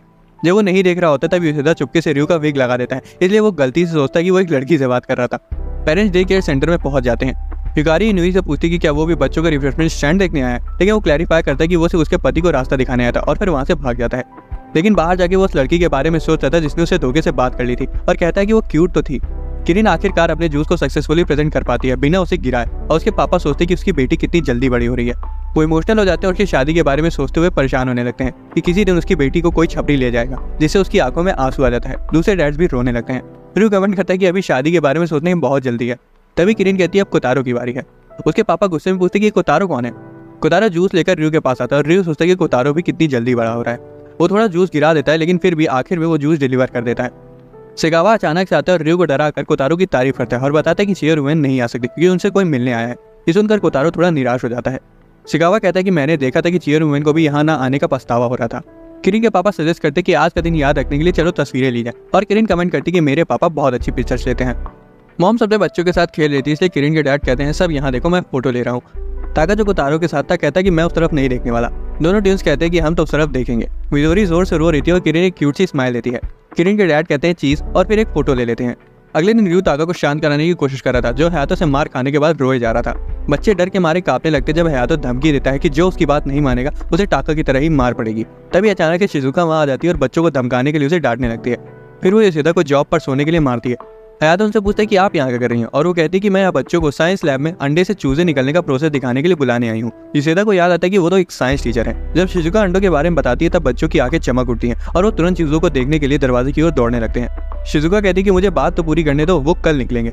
बच्चे ही नहीं, र्यू भी एक्साइटेड था। र्यू चाहता था कि चूजे उसके पीछे पीछे चले। हयातो पूछते कि ऐसा क्यों, बच्चे तो पहले ही उसे फॉलो करते हैं। र्यू एग्री करता है और बच्चे एक्साइटेड होकर अंडे देखने की रिक्वेस्ट करते हैं। सब साइंस लैब में जाते हैं। बच्चे बहुत क्यूरियोसिटी से अंडे देखते हैं। फिर वो र्यू की तरफ मुड़ते हैं और उसे झूठा बुलाने लगते हैं, क्योंकि किरिन सोचती है कि ये तो खाली एक फ्रिज है जिसमें अंडे रखे हैं। र्यू समझाने की कोशिश करता है कि ये एक इनक्यूबेटर है, लेकिन बच्चे सुनना ही नहीं चाहते थे। र्यू शिजुका से मदद मांगता है, लेकिन वो क्लास के लिए चली जाती है। बच्चों को समझाने के लिए या तो अपना मुक्का दिखाता है और उनसे र्यू की बात सुनने का ऑर्डर देता है। सब डर जाते हैं और र्यू के पास चले जाते हैं। वो समझाता है कि इनक्यूबेटर अंडों को गर्म रखता है और अगर वो इंतजार करे तो कल तक चूजे देख पाएंगे। योशिदा कमेंट करता है कि अंडों को घूरना बोरिंग हो सकता है, हालांकि कोतारो तो ये पूरा दिन कर सकता था। फिर देखते हैं कि कोतारो का छोटा सा माथा इनक्यूबेटर के ग्लास के तले दबा हुआ है। वो कोतारो को उठाता है और कहता है कि चलो कल वापस आते हैं। दूसरी तरफ योशिदा देखता है कि बच्चे एक बॉडी मॉडल का पोस्टमार्टम कर रहे हैं। अगले दिन सुबह जल्दी कोतारो र्यू को साइंस लैब की तरफ खींच रहा होता है। वो साइंस रूम की तरफ इशारा करता है और चूजे देखने की मांग करता है। शिजुका कहती है कि स्टूडेंट जिन्हें चीजें सीखने में दिलचस्पी होती है उनका सीखने के लिए हमेशा स्वागत है। वो टाइम पे पहुंच जाते हैं क्योंकि चूजे निकलने ही वाले थे। र्यू और कोतारो बहुत ध्यान से चूजे निकलते हुए देखते हैं। शिजुका उन्हें देखकर मुस्कुराती है क्योंकि र्यू भी चूजे देखकर एक्साइटेड हो जाता है। वो कहती है कि ये दोनों बहुत क्यूट है, मेरे अपने बेटे जैसे नहीं जो इस वक्त भी सो रहे हैं। 1 घंटे बाद तक शिजुका सो जाती है और र्यू भी झपकियां ले रहा होता है, लेकिन कोतारो इनक्यूबेटर से सट कर चूजों को देख रहा होता है। वो देखता है कि एक चूजे ने अपना पंख बाहर निकाल लिया है। र्यू उठ जाता है और देखता है कि कोतारो उसे इतना ध्यान से देख रहा है जिससे उसके माथे से धुआं आ रहा है। र्यू अपनी हंसी रोकता है जब वो कोतारो को चूजे के साथ स्ट्रगल करते हुए देखता है। चूजा आखिरकार अपने शेल से निकल आता है और कोतारो इसके बारे में अपने भाई को बताता है, लेकिन जैसे ही वो चूजे की तरफ देखता है वो गिर जाता है। शिजुका समझाती है कि शेल से निकलने की मेहनत के बाद वो आराम कर रहा है। कोतारो अपने भाई को गले लगा लेता है। र्यू को भी वो वक्त याद आ जाता है जब उसका छोटा भाई पैदा हुआ था। वो कोतारो को उठा लेता है और कहता है कि चलो सबको बताते हैं। बाद में चूजों ने कोतारो को अपनी माँ समझ लेता है और अब वो उसके पीछे पीछे चल रहे होते हैं। बच्चे देखकर हैरान हो जाते हैं कि चूजे उसके पीछे चल रहे हैं। ताका जलने लगता है और कहता है कि ये तो नाइंसाफी है कि कोतारो को सब मिल गया। वो एक चूजे को पकड़ने की कोशिश करता है और चूजे इधर उधर भाग जाते हैं। बच्चे उन्हें पकड़ने के लिए दौड़ पड़ते हैं। र्यू योशिदा से कहता है कि वो चूजे को पकड़ने में उसकी मदद करे। तभी एक चूजा विंडो की तरफ भाग जाता है जहाँ एक बिल्ली छिपी होती है। बिल्ली चूजे पर टारगेट करती है और सबकी सांसें अटक जाती है। बिल्ली छलांग लगाती है, लेकिन हैरानी से कोतारो चूजे को ढक लेता है। शुक्र है कि हयातो बिल्ली को चूजे तक पहुंचने से पहले ही पकड़ लेता है और सबको याद दिलाता है कि जब चूजे को खुला छोड़ो तो विंडो बंद रखो। र्यू कोतारो के सिर पर हाथ फेरता है और कहता है गुड बॉय, तुमने चूजे को बचाने की कोशिश करी। कोतारो मुस्कुराता है और चूजे को उठा लेता है। आखिर में र्यू के पीछे कोतारो और उसके पीछे चूजे चलने लगते हैं। आज इसे तो बीमार है और घर पर है। जब वो र्यू को कॉल करते हैं तो काफी बीमार लग रहा था। टाका लगातार उछलता है और कहता है कि मुझे उनसे बात करने दो, जबकि कोतारो चुपचाप सुनता रहता है। योशिदा र्यू को बताता है कि वो डे केयर नहीं आ सकता और उसे सेकावा को उसकी जगह काम करने के लिए कह दिया है। सेकावा अचानक से आता है और र्यू को डरा देता है। वो कहता है कि मैं बच्चों को संभालने में अपनी पूरी कोशिश करूंगा, तो अपनी क्लास में जा सकते हो। मिडोरी का ध्यान रखने के लिए सेकावा एक किताब लाता है जिसका नाम होता है now that you are a mommy. Kotaro उसकी पैंट पकड़ता है और इशारा करता है कि मैं तुम्हारे साथ हूँ। सेकावा इससे काफी खुश होता है। शिजुका ताका से कहती है कि वो सेकावा के साथ अच्छे से बिहेव करे और र्यू कोतारो से कहता है कि वो उसके साथ एक गुड बॉय बनकर रहे। दूसरे बच्चे आते हैं और एक्साइटेडली कहते हैं ये तो बटलर अंकल है ना। र्यू मिडोरी को सेकावा पर स्ट्रैप कर देता है। बच्चे उसकी तरफ दौड़ते हैं और वो उन्हें ग्रीट करता है। र्यू कहता है कि वो आज यहाँ योशिदा के बीमार होने की वजह से है। किरिन उसके साथ वक्त बिताने के लिए काफी एक्साइटेड थी। ट्विन सेकावा के साथ खेलना चाहते थे। ताका कहता है कि उस बेवकूफ योशिदा को किसकी जरूरत है, और दूसरी तरफ योशिदा कुछ छींकें आने लगती हैं। र्यू कहता है कि अब मुझे अपनी क्लास में रहना है, हेल्प के लिए थैंक्स, और सभी को बाय कहकर वहां से चला जाता है। अब बच्चे बहुत दूर खड़े होते हैं और सेकावा सोचता है कि कैसे उनके लिए एक सेफ और वेलकमिंग एटमॉस्फेयर बनाया जाए। कोतारो सपोर्ट दिखाने के लिए अपना हाथ उस पर रखता है। सेकावा डिसाइड करता है कि सबसे अच्छा तरीका यही है कि वो झुककर अच्छे से अपना इंट्रोडक्शन दे और सबका सपोर्ट मांगे। हालांकि ये करने से बच्चों को लगने लगता है कि जैसे अब वो इंचार्ज हैं। वो उसे खींचते हैं और कहते हैं कि वो उसे अलग अलग गेम सिखाएंगे। इस दौरान योशिदा अपने बेड पर लेटे हुए सोचते हैं कि क्या बच्चे उसे ज्यादा मिस तो नहीं कर रहे होंगे। हालांकि वो इमेजिन करता है कि वो सभी उसके बिना रो रहे होंगे और कोतारो भी एक किताब सैड पांडा पकड़े रो रहा होगा। योशिदा को ज्यादा आराम मिल पाता उससे पहले ही सेकावा का कॉल आ जाता है। कनेक्शन खराब था लेकिन वो मिडोरी से रिलेटेड इमरजेंसी के बारे में कुछ सुन लेता है, फिर लाइन कट जाती है। जब वो दोबारा कॉल करता है तो फोन आउट ऑफ सर्विस आता है, जिससे उसे चिंता होने लगती है। एक फ्लैशबैक में 10 मिनट पहले मिडोरी रो रही होती है क्योंकि उसका डायपर लीक हो गया था और सेकावा के बैग पर लग गया था। वो कहता है कि हमें उसका डायपर बदलना चाहिए, तो किरण डायपर लाने के लिए दौड़ती है और ताका वाइप्स लाने के लिए। सेकावा उनका शुक्रिया अदा करता है लेकिन उन्हें दौड़ने से रोकता है। किरण ताका से टकरा जाती है और दोनों गिर जाते हैं और डायपर्स भी पानी में गिरकर भीग जाते हैं। वो दोनों रोना शुरू कर देते हैं लेकिन सेकावा उनसे कहता है कि इसमें घबराने वाली कोई बात नहीं है और वो स्पेयर डायपर्स के लिए योशिदा को कॉल करता है। लेकिन बीच में ही मिडोरी उसका फोन पर मार देती है और वो पानी में गिर जाता है। किरण रोना शुरू कर देती है और कहती है कि ये सब ताका की गलती है। ताका चिल्लाता है कि ये मेरी गलती नहीं है। मिडोरी भी जोर से रो रही थी और सबको रोते हुए देखकर दोनों भाई भी रोना शुरू कर देते हैं। Baby seater club crime club बन जाता है। बस कोतारो ही अकेला था जो नहीं रो रहा था। सेकावा मिडोरी को नीचे ले जाता है और एक जिम्मेदार बेबी सीटर बनने का फैसला करता है। वो अपने चश्मे को ठीक करते हुए अपनी स्लीव्स को ऊपर चढ़ाता है और एक कपड़ा उठाता है। इस बीच रियो और उसके क्लासमेट अपने जिम पीरियड के दौरान जॉगिंग कर रहे होते हैं। अचानक से एक आदमी जमीन पर गिर जाता है जिससे रियो शॉक हो जाता है। वो देखता है कि ये तो योशिदा है जो कि बीमार होने के बावजूद मिडोरी की इमरजेंसी के बारे में जानने के लिए बेचैन था। रियो और आयातो उसकी मदद करते हुए उसे डे केयर रूम में ले जाते हैं। हालांकि मिडोरी बिल्कुल ठीक थी क्योंकि सेकावा ने उसके लिए कपड़े से ही डायपर बना दिया था और उसके गंदे कपड़ों को भी धो दिया था। योशिदा को ये सब जानकर राहत महसूस होती है।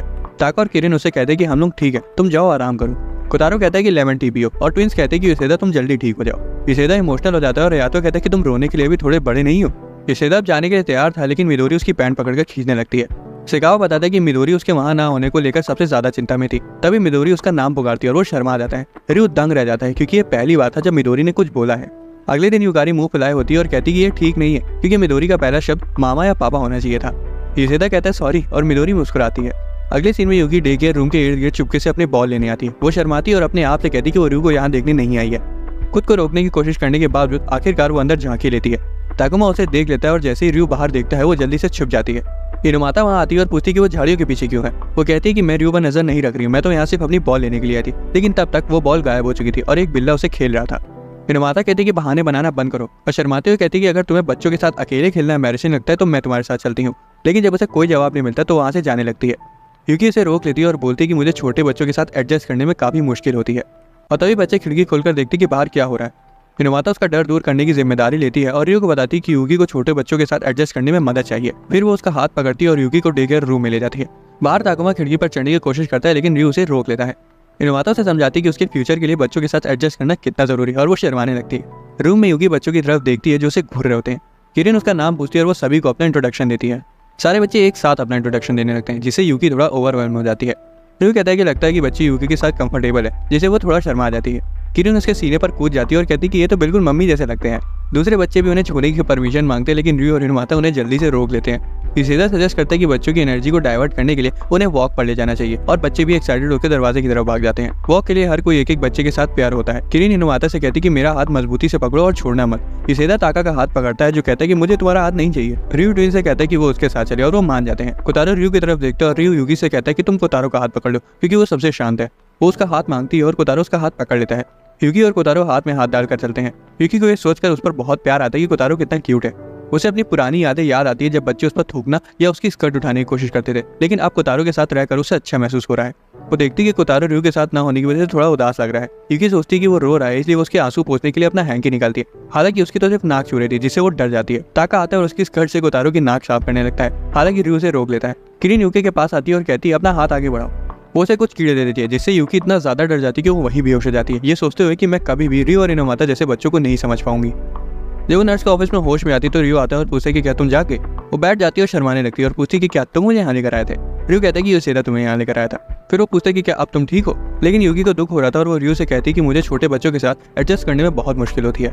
रियो से तसल्ली देता है कि बच्चों के साथ रहना सच में मुश्किल है। मुझे भी बहती नाक और गंदी चीजें पसंद नहीं है, किसको पसंद होती हैं, बस मुझे आदत हो गई है। मैं भी कीड़ों से चिढ़ जाता हूँ। वो समझाता है कि बच्चे खेलते वक्त कुछ नहीं सोचते, लेकिन जब तुम उनकी आदत डाल लोगे तो तुम उनके साथ रहकर खुशी महसूस होगी। तभी योशिदा खिड़की खोलता है और कहता है कि बच्चे तुमसे माफी मांगना चाहते हैं। किरण शर्मिंदगी के साथ कहती है कि फूल तो कीड़े जैसे डरावने नहीं होते ना। यूकी फूल ले लेती है और उनका शुक्रिया अदा करती है। जब वो यूकी को मुस्कुराते हुए देखते हैं तो बच्चे भी खुश हो जाते हैं। फिर वो रयू से पूछती कि इनोमाता कहाँ है। रयू कहता है कि वो बस अभी चली गई और उसने मुझे तुमसे इन सब के लिए माफी मांगने को कहा। ये सुनकर यूकी उससे मिलने के लिए तुरंत दौड़ पड़ती है। असल में इनोमाता इस बात को लेकर दुखी थी कि वो जो कुछ भी करे आखिर में सब कुछ बिगड़ ही जाता है। तभी यूकी उसे पीछे से हक कर लेती है और सभी चीजों के लिए उसका शुक्रिया अदा करती है, जिससे इनोमाता शर्मा जाती है और उसे काफी अच्छा लगता है। अगले सीन में रयू का दोस्त उसे कॉल करता है और मूवी के लिए बुलाता है। रयू मना कर देता है क्योंकि उसे कोतारो का ख्याल रखना था। शिकावा आता है और कहता है कि मैं उसका ख्याल रख लूंगा, तुम जा सकते हो। जब रयू जाने लगता है तो वो अपने छोटे भाई का ख्याल रखने के लिए शिकावा का शुक्रिया अदा करता है और कोतारो से कहता है कि मैं बाहर जा रहा हूँ, तुम अच्छी तरह से रहना। कोतारो से लड़ाकर हाँ कहता है। शिकावा रयू को यकीन दिलाता है कि मैं अपनी जान देकर भी कोतारो की रक्षा करूंगा। रयू के जाने के बाद कोतारो को उसके बिना उदासी महसूस होती है, तो शिकावा उससे पूछते कि क्या मैं तुम्हें स्नैक्स ला के दूं, लेकिन कोतारो से लड़ाकर मना कर देता है। शिकावा की स्नैक्स स्ट्रेटेजी से उसका मूड ठीक नहीं होता, इसलिए वो उसके साथ खेलने के बारे में सोचता है। वो एक बिल्ली जैसे फूल के पौधे को फूलदान से उठा लेता है और कोतारो के सामने हिलाता है और वो तुरंत खुश हो जाता है। उसे लगातार हिलाता है और कोतारो एक्साइटमेंट से शर्मा जाता है। वो पौधा उठाता है और कोतारो उसे तुरंत पकड़ लेता है। इस दौरान रयू अपने दोस्तों से मिलता है। हयातो भी वहाँ आता है और उसके चेहरे पर कांटे का निशान लगा होता है। रयू से पूछता है कि तुम्हें क्या हुआ। हयातो समझाता है कि मेरे भाई ने मुझे काटा तो मैंने उसे इसके लिए मारा भी। अब जो मूवी वो लोग देख रहे थे उसमें एक लड़की के पास डरावने ज़ॉम्बीज आते हैं जो चिल्लाती है और दौड़ने लगती है। रयू अपने दोस्तों के साथ उस डरावने सीन को देखता है। हालांकि रयू और हयातो को छोड़कर बाकी सभी बहुत डर जाते हैं। हवेली में शिकावा रयू की तस्वीर को एक बॉल पर बनाता है और उसे फेंकता है। कोतारो उस बॉल को पकड़ने के लिए दौड़ता है, लेकिन जब वो उसे पकड़ने की कोशिश करता है तो वो गलती से उसे दूर ढकेल देता है और उसके पीछे हवेली के चारों तरफ भागने लगता है। कोतारो एक कोने पर जाता है और शिकावा कहता है कि ज्यादा दूर मत जाना। वो एक रूम में पहुंचता है जिसमें एक बड़ी सी विंडो होती है जो कि खुली थी। हवा पर्दे को हिलाती है और टेबल पर रखी किताब के पन्ने पलटने लगते हैं। वो उससे कहता है कि ये लाइब्रेरी चेयरमैन के स्वर्गीय बेटे और उसकी पत्नी की है। उसे एक पल याद आता है जब चेयरमैन के बेटे ने उससे कहा था, इधर आओ शिकावा, मैं तुम्हारे लिए एक मजेदार चुटकुले की किताब पढ़ता हूँ। मैं मरने से पहले तुम्हें सिर्फ एक बार हंसते हुए देखना चाहता हूँ। वो याद करता है जब चेयरमैन ने उसे कहा था कि लाइब्रेरी साफ करना बंद करो, अब इसे कोई यूज नहीं करेगा। लेकिन बाद में उसने देखा था कि वो उन दोनों लोगों के लिए लाइब्रेरी खुद से साफ करी है जो कभी वापस नहीं आने वाले। वो टेबल पर रखी किताब उठाता है और कोतारो से किताब देता है। शिकावा से पूछते कि क्या तुम चाहते हो मैं इसे पढ़ूं, और कोतारो सिर हिलाकर हाँ कहता है। इसी बीच चेयरमैन कार से उतरकर हवेली की तरफ जाती है। वो अपने बेटे और उसकी पत्नी को लाइब्रेरी में देखती है और दंग रह जाती है, लेकिन जल्दी उसे समझ आ जाता है कि वो शिकावा है जो कोतारो के लिए किताब पढ़ रहा है। शाम को रयू अपने दोस्तों को अलविदा कहता है और घर की तरफ दौड़ जाता है। उसी समय शिकावा और कोतारो दरवाजे पर रयू के आने का इंतजार कर रहे होते हैं। जैसे ही दरवाजा खुलता है कोतारो उठकर अपने भाई की तरफ दौड़ पड़ता है और उसे गले लगा लेता है। शिकावा बताता है कि कोतारो तुम्हें देखने के लिए बेचैन लग रहा था, इसलिए हमने यहाँ तुम्हारा इंतजार करने का फैसला किया। कोतारो अभी भी अपने भाई से लिपटा हुआ था।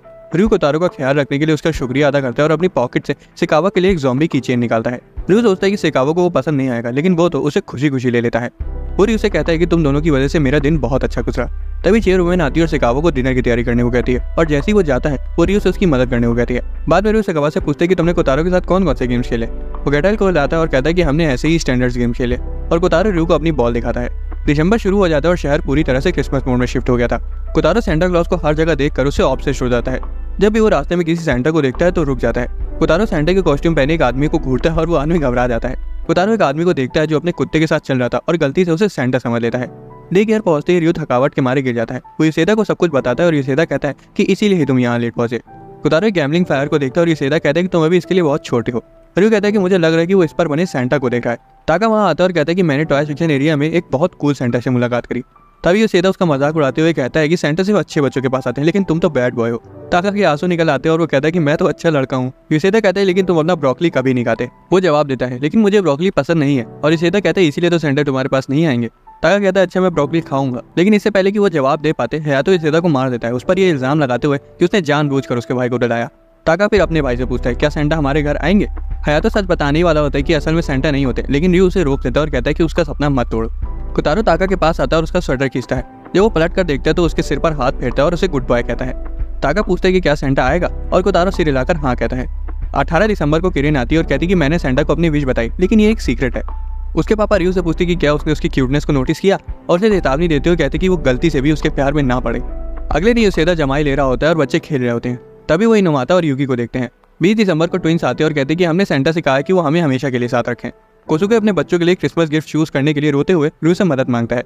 अगले दिन युकारी अपनी क्यूट सी मिदोरी को पकड़े होती है और कहती है कि मैंने मिदोरी के पापा के लिए एक सेंटा आउटफिट बनाया है। रयू उसे सेंटा कॉस्ट्यूम में इमेजिन करता है और कहता है कि वो बिल्कुल परफेक्ट लगेगा, और मिदोरी मुस्कुराती है। बाद में जब रयू अपने जिम आउटफिट में चेंज कर रहा होता है तब वो भी सेंटा बनने के बारे में सोचता है। उसके फूले हुए पेट को देखकर याजुगावा पूछता है कि रयू क्या करने की कोशिश कर रहा है। रयू घबरा जाता है और कहता है कि वो सेंटा बनने की कोशिश कर रहा है। याजुगावा सोचता है कि वो प्रेग्नेंट होने का नाटक कर रहा है। यूकी जाकर रयू को देखने की कोशिश करती है, हालांकि उसकी दोस्त उसे बताती है कि लड़के चेंज कर रहे हैं, इस वक्त मत देखो। लड़के पूछते हैं कि तुम अपने भाई के लिए सेंटा बनना चाहते हो ना। एक और लड़का इंटरप्ट करता है और कहता है कि क्या सेंटा बनना तुम्हारे पापा का काम नहीं है। उसका दोस्त उसे मारता है और कहता है बेवकूफ उसके माँ बाप नहीं है, और वो माफी मांगता है। रियो ने बताता है कि वो कोतारो के लिए सेंटा बनना चाहता है क्योंकि वो सेंटा को लेकर बहुत एक्साइटेड है। एक लड़का चीख कर कहता है कि तुम कितने अच्छे बड़े भाई हो। एक और लड़का इमोशनल हो जाता है और वो रियो को सजेस्ट करता है कि वो ऑनलाइन सूट खरीदे, लेकिन उसका स्मार्टफोन काम नहीं कर रहा था। वो सजेस्ट करते हैं कि वो चेयरमैन से नया मांग ले, लेकिन रियो चेयरमैन के लिए एक गिफ्ट खरीदना चाहता था। या तो सब कुछ सुन लेता है और जिम स्किप करके चेयरमैन के ऑफिस चला जाता है। क्रिसमस ईव पर सुंदर क्रिसमस ट्री को देखकर दोनों बहुत एक्साइटेड होते हैं। सिकावा उनके लिए एक शानदार फीस्ट प्रेजेंट करता है। कोतारो खाने के लिए तैयार होता है और रियो कहता है कि ये हम दोनों के लिए ज्यादा नहीं है। सिकावा कहता है चेयरमैन काम पर है इसलिए वो यहाँ नहीं आ सकती। इससे कोतारो उदास हो जाता है। सिकावा कहता है कि उसको भी काम है इसलिए वो भी यहाँ नहीं रह सकता। इससे कोतारो और ज्यादा उदास हो जाता है। वो उन्हें मैरी क्रिसमस कहता है और चला जाता है। कोतारो रियो की स्लीव पकड़ता है क्योंकि वो दोनों अकेला महसूस कर रहे थे। रियो से तसल्ली देता है कि तुम्हारा भाई अभी भी यहीं है। वो कहता है कि हम खाने के मजे ले सकते हैं और सेंटा भी जल्दी यहाँ आता होगा।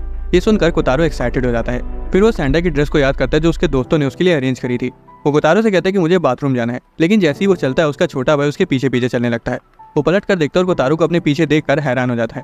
वो सेंटा कॉस्ट्यूम पहनने के लिए बाथरूम के अंदर जाता है, लेकिन जैसे ही वो अंदर बैठता है वो देखता है कि कोतारो पहले से उसके साथ अंदर आ चुका है और रियो के लिए सेंटा कॉस्ट्यूम में बदलना मुश्किल हो जाता है। तभी डोरबेल बजती है और कोतारो की आंखों में चमक आ जाती है और वो कहता है कि सेंटा आ गया। जैसे ही दरवाजा खुलता है वो सभी को देखता है जो उन्हें मैरी क्रिसमस विश करते हैं। रियो शर्मा जाता है और कोतारो की आंखें चमक उठती हैं। चेयरमैन रियो के पास आती है और उसके सिर पर गिफ्ट थपथपाती है और कहती है कि मुझे ऐसे बच्चे पसंद है जो मैच्योर होने में फेल हो जाते हैं। वो उसे गिफ्ट देती है और वो उसे ले लेता है। सभी लोग खुश होते हैं, बच्चे, माँ बाप और रियो के दोस्त, लेकिन सबसे ज्यादा खुश कोतारो होता है। पता चलता है कि हयातो ने चेयरमैन को रियो के टूटे हुए फोन के बारे में बता दिया था, इसीलिए उसे चेयरमैन से नया फोन गिफ्ट में मिला है। सभी 5 से गिनती शुरू करते हैं और वो एक यादगार तस्वीर लेने के लिए रेडी हो जाते हैं। सभी लोग मैरी क्रिसमस विश करते हैं और तस्वीर ले ली जाती है। इसी के साथ हमारा प्यारा सा एनीमे यहाँ खत्म हो जाता है। दोस्तों, अगर आपको एक्सप्लेनेशन पसंद आया तो वीडियो को लाइक और चैनल को सब्सक्राइब कर लेना। मिलते हैं अगली वीडियो में।